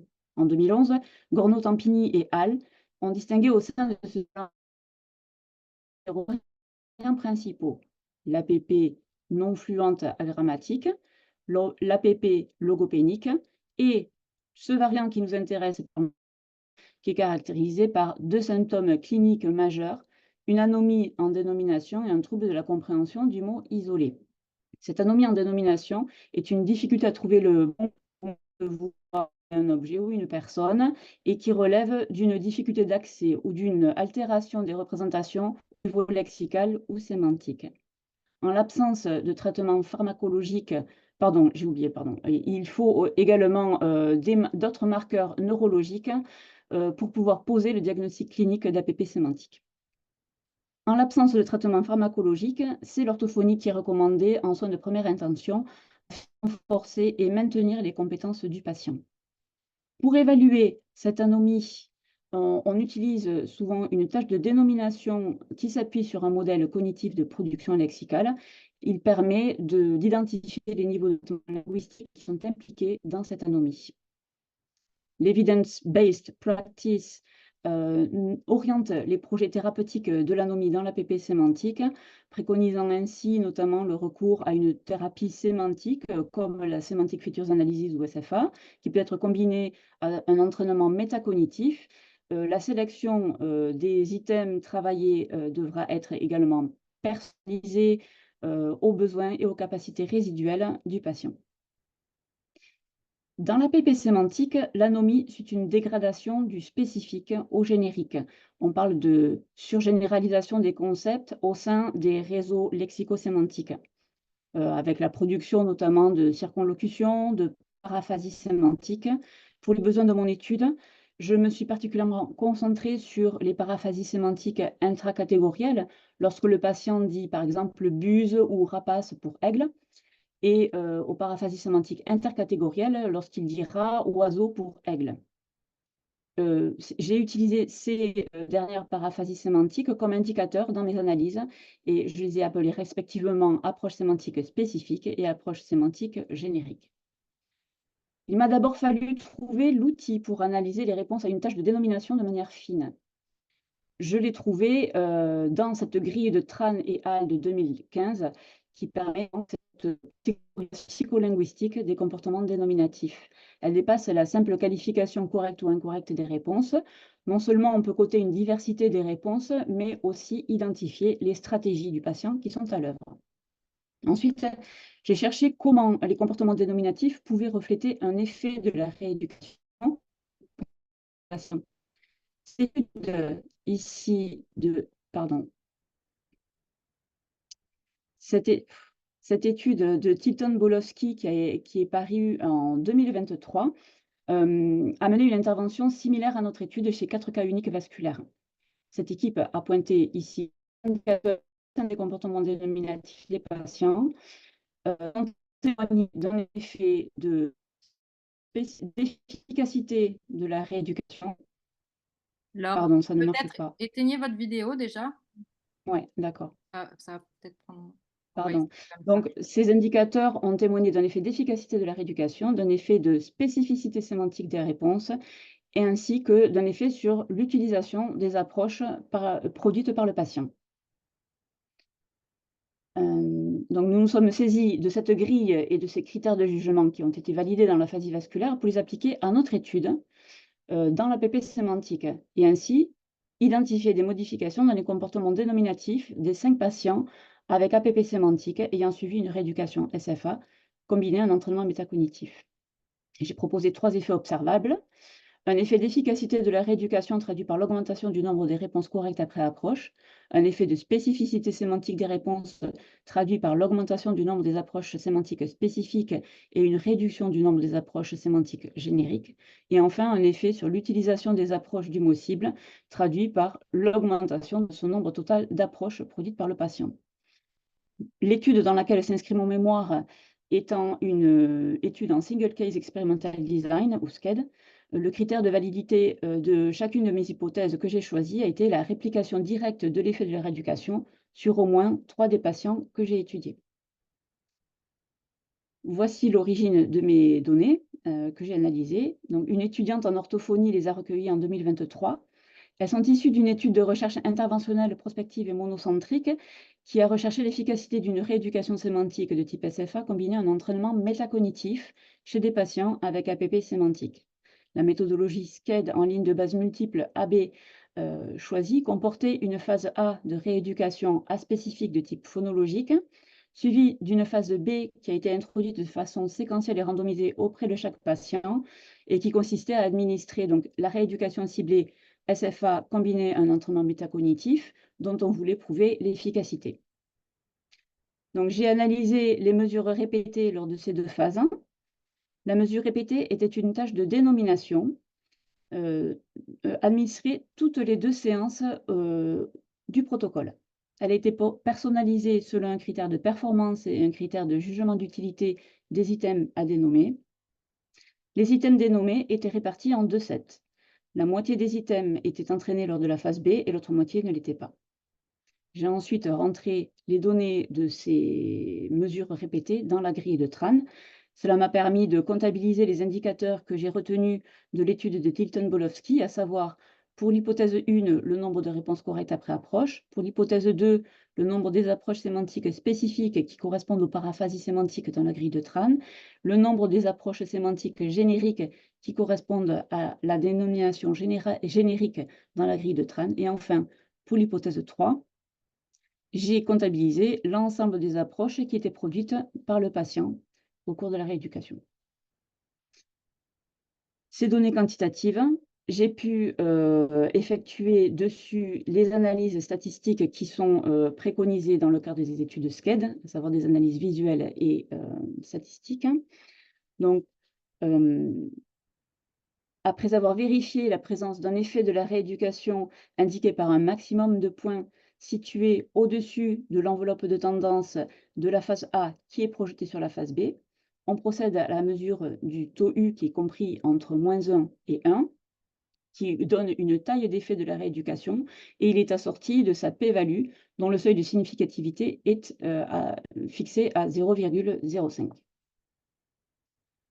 Voici les 5 patients dont j'ai étudié les données. Il s'agit de 5 hommes qui sont âgés de 59 à 68 ans. Le diagnostic d'APP sémantique a été posé entre 2015 et 2022. Ils ont obtenu un score au MMSE compris entre 14 pour le patient P3 qui est à un stade modéré de la maladie et 25 pour le patient P4 qui est à un stade léger de la maladie. Passons aux résultats maintenant. Pour l'hypothèse 1 qui testait l'effet de la rééducation sur le nombre de réponses correctes après approche du mot cible, voici les résultats sur les items entraînés en noir et les items non entraînés en bleu. Les étoiles rouges indiquent la présence d'un effet de la rééducation chez ces 2 patients de taille modérée. Le critère de validité de l'hypothèse de 3 patients sur 5 n'est pas atteint. Par contre, l'hypothèse donne un résultat très encourageant. L'hypothèse 2 testait l'effet de la rééducation sur les approches sémantiques spécifiques et génériques. Contrairement à ce que j'imaginais, aucun effet de spécification sémantique n'a été mis en évidence au cours de la rééducation. L'hypothèse 3 testait l'effet de la rééducation sur l'utilisation des approches du mot cible. Chose inattendue, nous avons observé l'effet inverse de celui qui était prévu, c'est-à-dire une réduction de l'utilisation des approches du mot cible au cours de la rééducation sur les items entraînés chez 3 des 5 patients, avec un effet de taille modérée chez le patient P5 et un effet de taille chez les patients P1 et P4. Le critère de validité de cet effet de réduction d'utilisation des approches a été atteint. Pour récapituler ces résultats, L'hypothèse 1 apporte des résultats insuffisamment encourageants et confirme ce qu'on retrouve dans la littérature, c'est-à-dire qu'un réapprentissage lexical est possible chez ces patients. Cependant, la divergence des scores au MMSE de P1 et P3 pose la question de la nature du mécanisme de plasticité cérébrale sous-tendant ce réapprentissage. L'hypothèse 2 contredit l'effet de spécification sémantique et l'hypothèse 3 de réduction significative d'utilisation des approches pourrait interroger sur un effet délétère de la rééducation. Or, ce n'est pas du tout le cas. Si aux courbes d'approche, on ajoute Il va falloir conclure. ouais, pardon, la tendance des réponses correctes des patients, en fait, on se rend compte que, il y a un lien entre l'évolution de l'utilisation des approches au cours de la rééducation et l'évolution des réponses correctes au cours de la rééducation. Donc pour conclure, donc on a bien repéré des modifications au sein des comportements dénominatifs des 5 patients avec APP sémantique, comme décrit dans la littérature, mais les résultats de cette étude ont soulevé d'autres sujets de réflexion concernant le mécanisme de plasticité cérébrale et des processus cognitifs qui sont impliqués dans les effets de la rééducation que l'on a pu observer chez ces patients avec APP sémantique. Ils semblent se distinguer de ceux connus dans l'aphasie vasculaire. Excusez-moi pour ce retard et merci de m'avoir écouté. Merci. Et nous allons passer à la dernière présentation.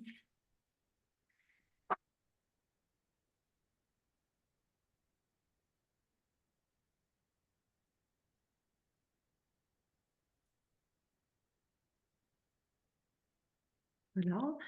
Donc, par Clémence Kerr et Laurie Linvent, impact d'une intervention, alors je ne suis pas sûre d'avoir dit correctement vos noms, vous corrigerez, impact d'une intervention adulte aphasique, et c'est une étude en SCED. Bonjour. L'aphasie est un trouble acquis du langage consécutif à des lésions cérébrales pouvant altérer la production et ou la compréhension du langage parlé et ou écrit. La calculie est un trouble acquis. Pardon, j'ai oublié de lancer le diapo.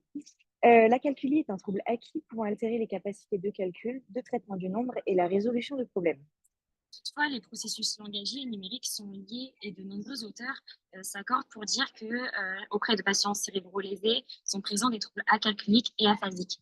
Malgré ce constat, très peu de recherches sont menées et ce manque de données probantes impacte la prise en soin de patients ayant des troubles acalculiques auprès de populations cérébro-lésées.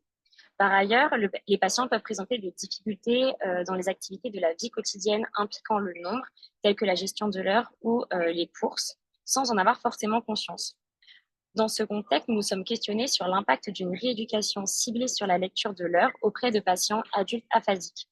L'objectif de notre étude était d'évaluer l'efficacité d'une telle intervention afin de faire évoluer les connaissances et la pratique clinique.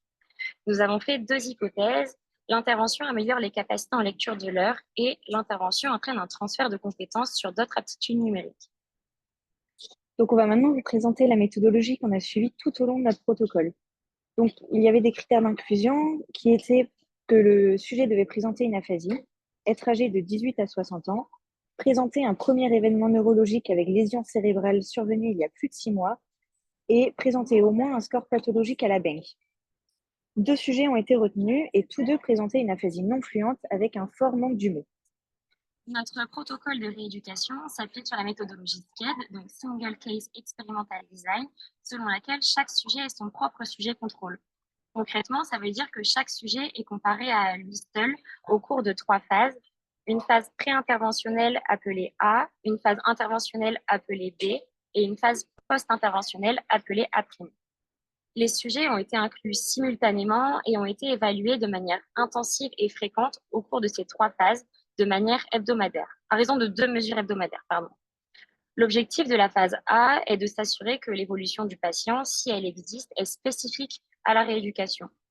La phase B est composée de 10 séances de rééducation de 40 minutes chacune et la phase A' permet d'évaluer les patients directement à la fin du protocole et à 1 mois afin d'objectiver un éventuel maintien des compétences.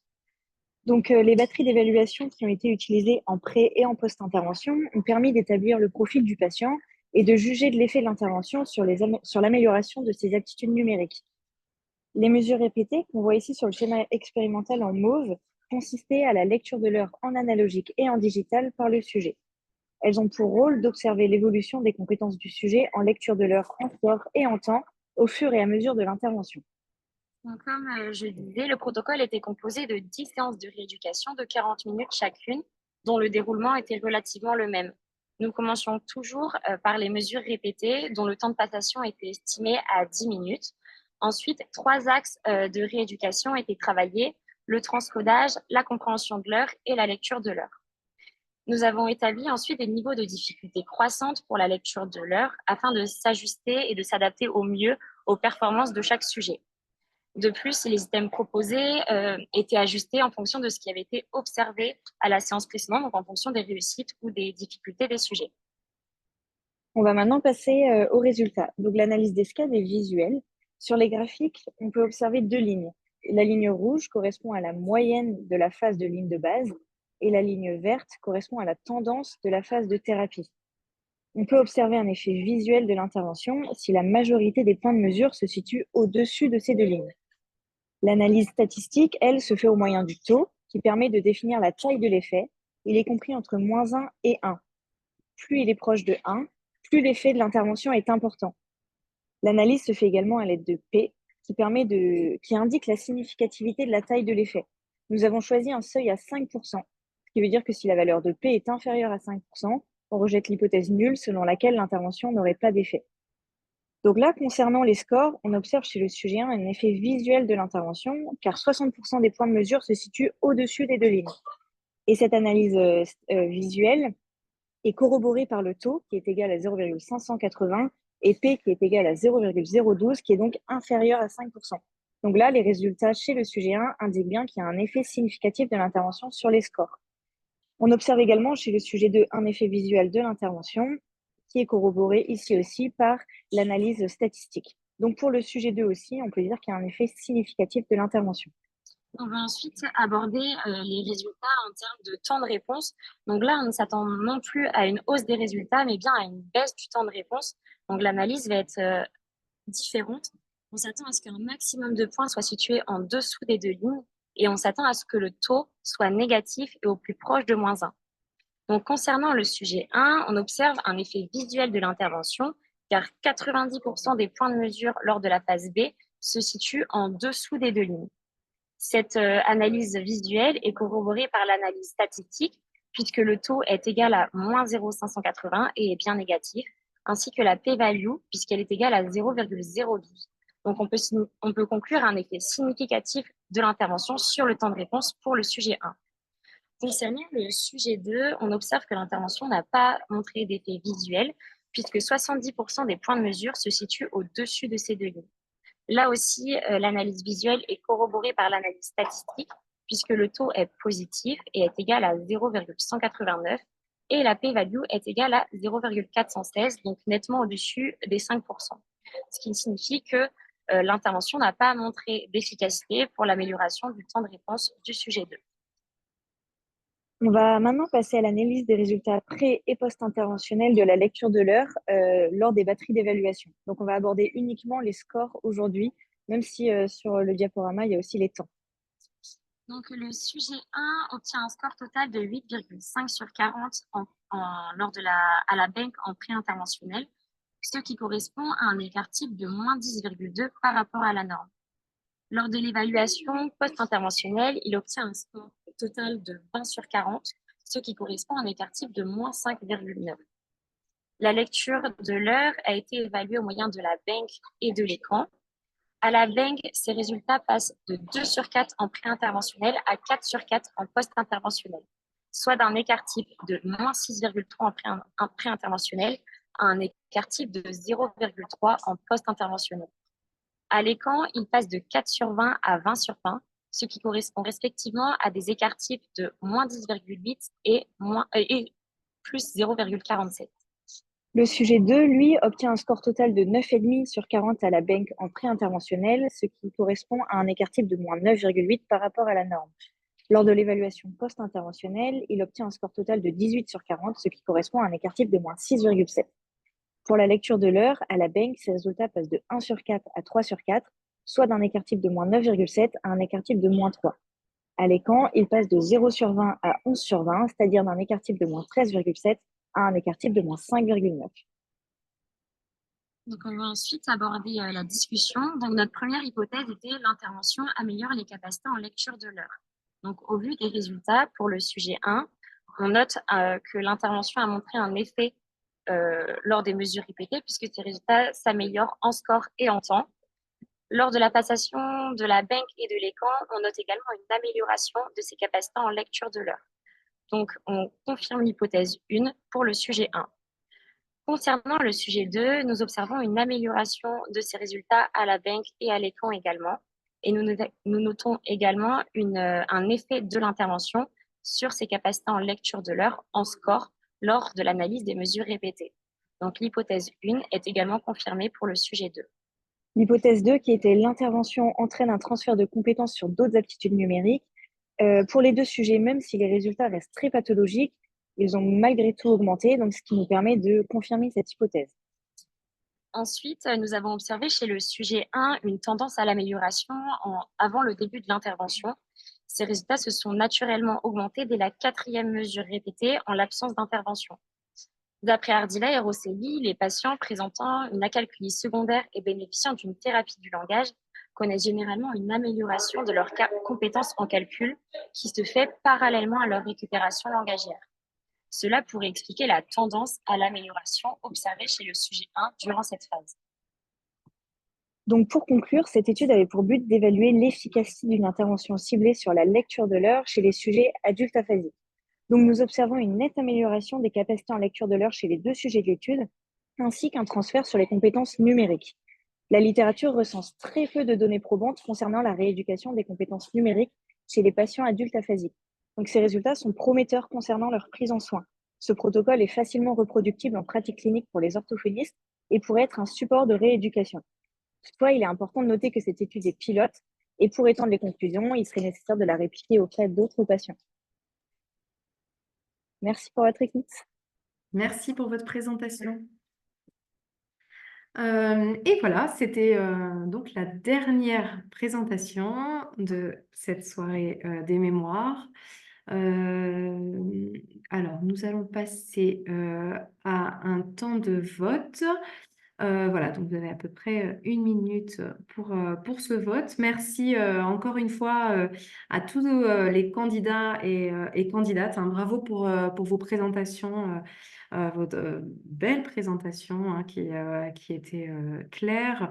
Vos questionnements portent sur des sujets qui sont novateurs, qui sont variés et qui rendent aussi témoignage, hein, de la diversité du champ de compétences de l'orthophonie.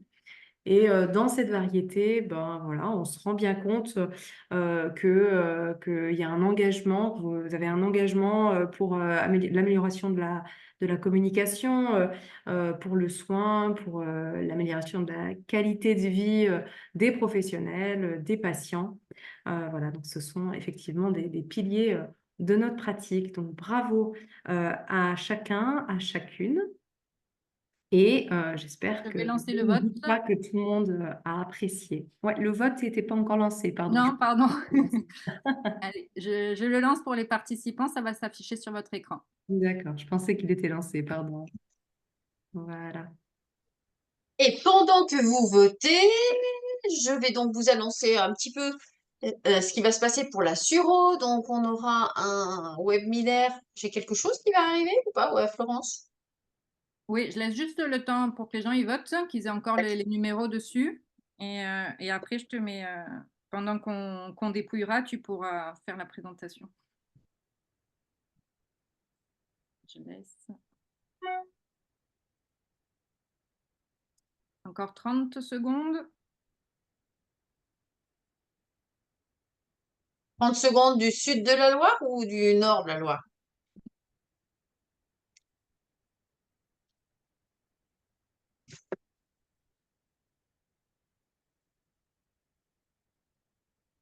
Allez. 5, 4, 3, 2, 1. Qui sont au niveau de la Loire. Merci, Eva, oui.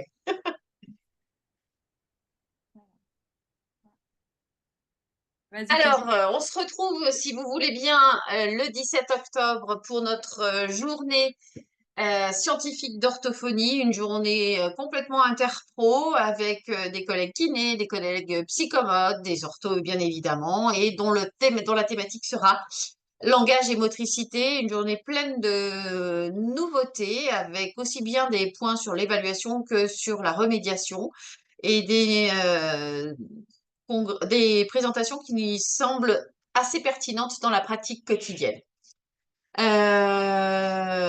Possibilité de s'inscrire en virtuel pour la journée, mais surtout à Paris dans un nouveau lieu assez sympa. Qu'est-ce qu'il en est de d'autres? Non, on a peut-être un webinaire de prévu, non? Oui, début octobre, on vous enverra les informations On très enverra rapidement. les informations en temps et en heure. N'oubliez pas que sur la Suro, nous avons une veille aussi scientifique avec un article mensuel sur des thématiques assez pertinentes et récentes. Donc, allez voir un petit peu les dernières nouveautés, mais il y a des éléments qui sont assez sympas. Et puis, ben, un webinaire trimestriel et une revue de littérature qui est faite mensuelle. Tout le monde a voté? Encore quelques petites secondes. Bon, moi, ça sonne de partout, le téléphone, le machin. En tout cas, félicitations aux 10 présentations qui ont été faites. J'ai trouvé ça très riche de diversité. Et merci en tout cas d'avoir toutes regardé, en tout cas, le timing et de bien respecter ce temps. Je trouve que c'est un respect pour tout le monde, aussi bien pour vos acolytes que pour nous qui vous écoutons. C'est très sympa.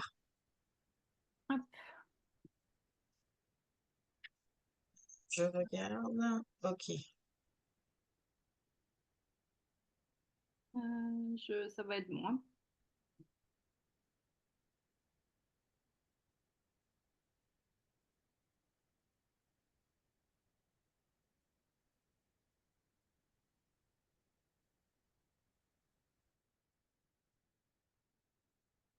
Hop. Audrey, je te laisse faire les remerciements. Oui, alors merci à tous les centres de formation qui ont participé par leur présence, soit dans le jury, soit en proposant à des étudiants de venir présenter leurs travaux. Merci également à la Suro pour l'organisation de cette soirée. Merci à Florence pour tout le travail d'organisation, Alexandra qui gérait le chronomètre. Et puis, eh bien, encore une fois, bravo et merci à chacun des nouveaux diplômés voilà, qui a présenté son travail et qui a rendu cette soirée possible.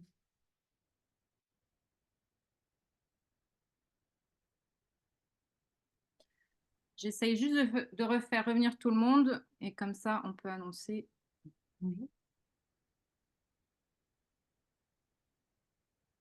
Que Je crois que tout le monde est à peu près les là. candidats pourraient peut-être ouvrir leur caméra, comme ça on vous verrait.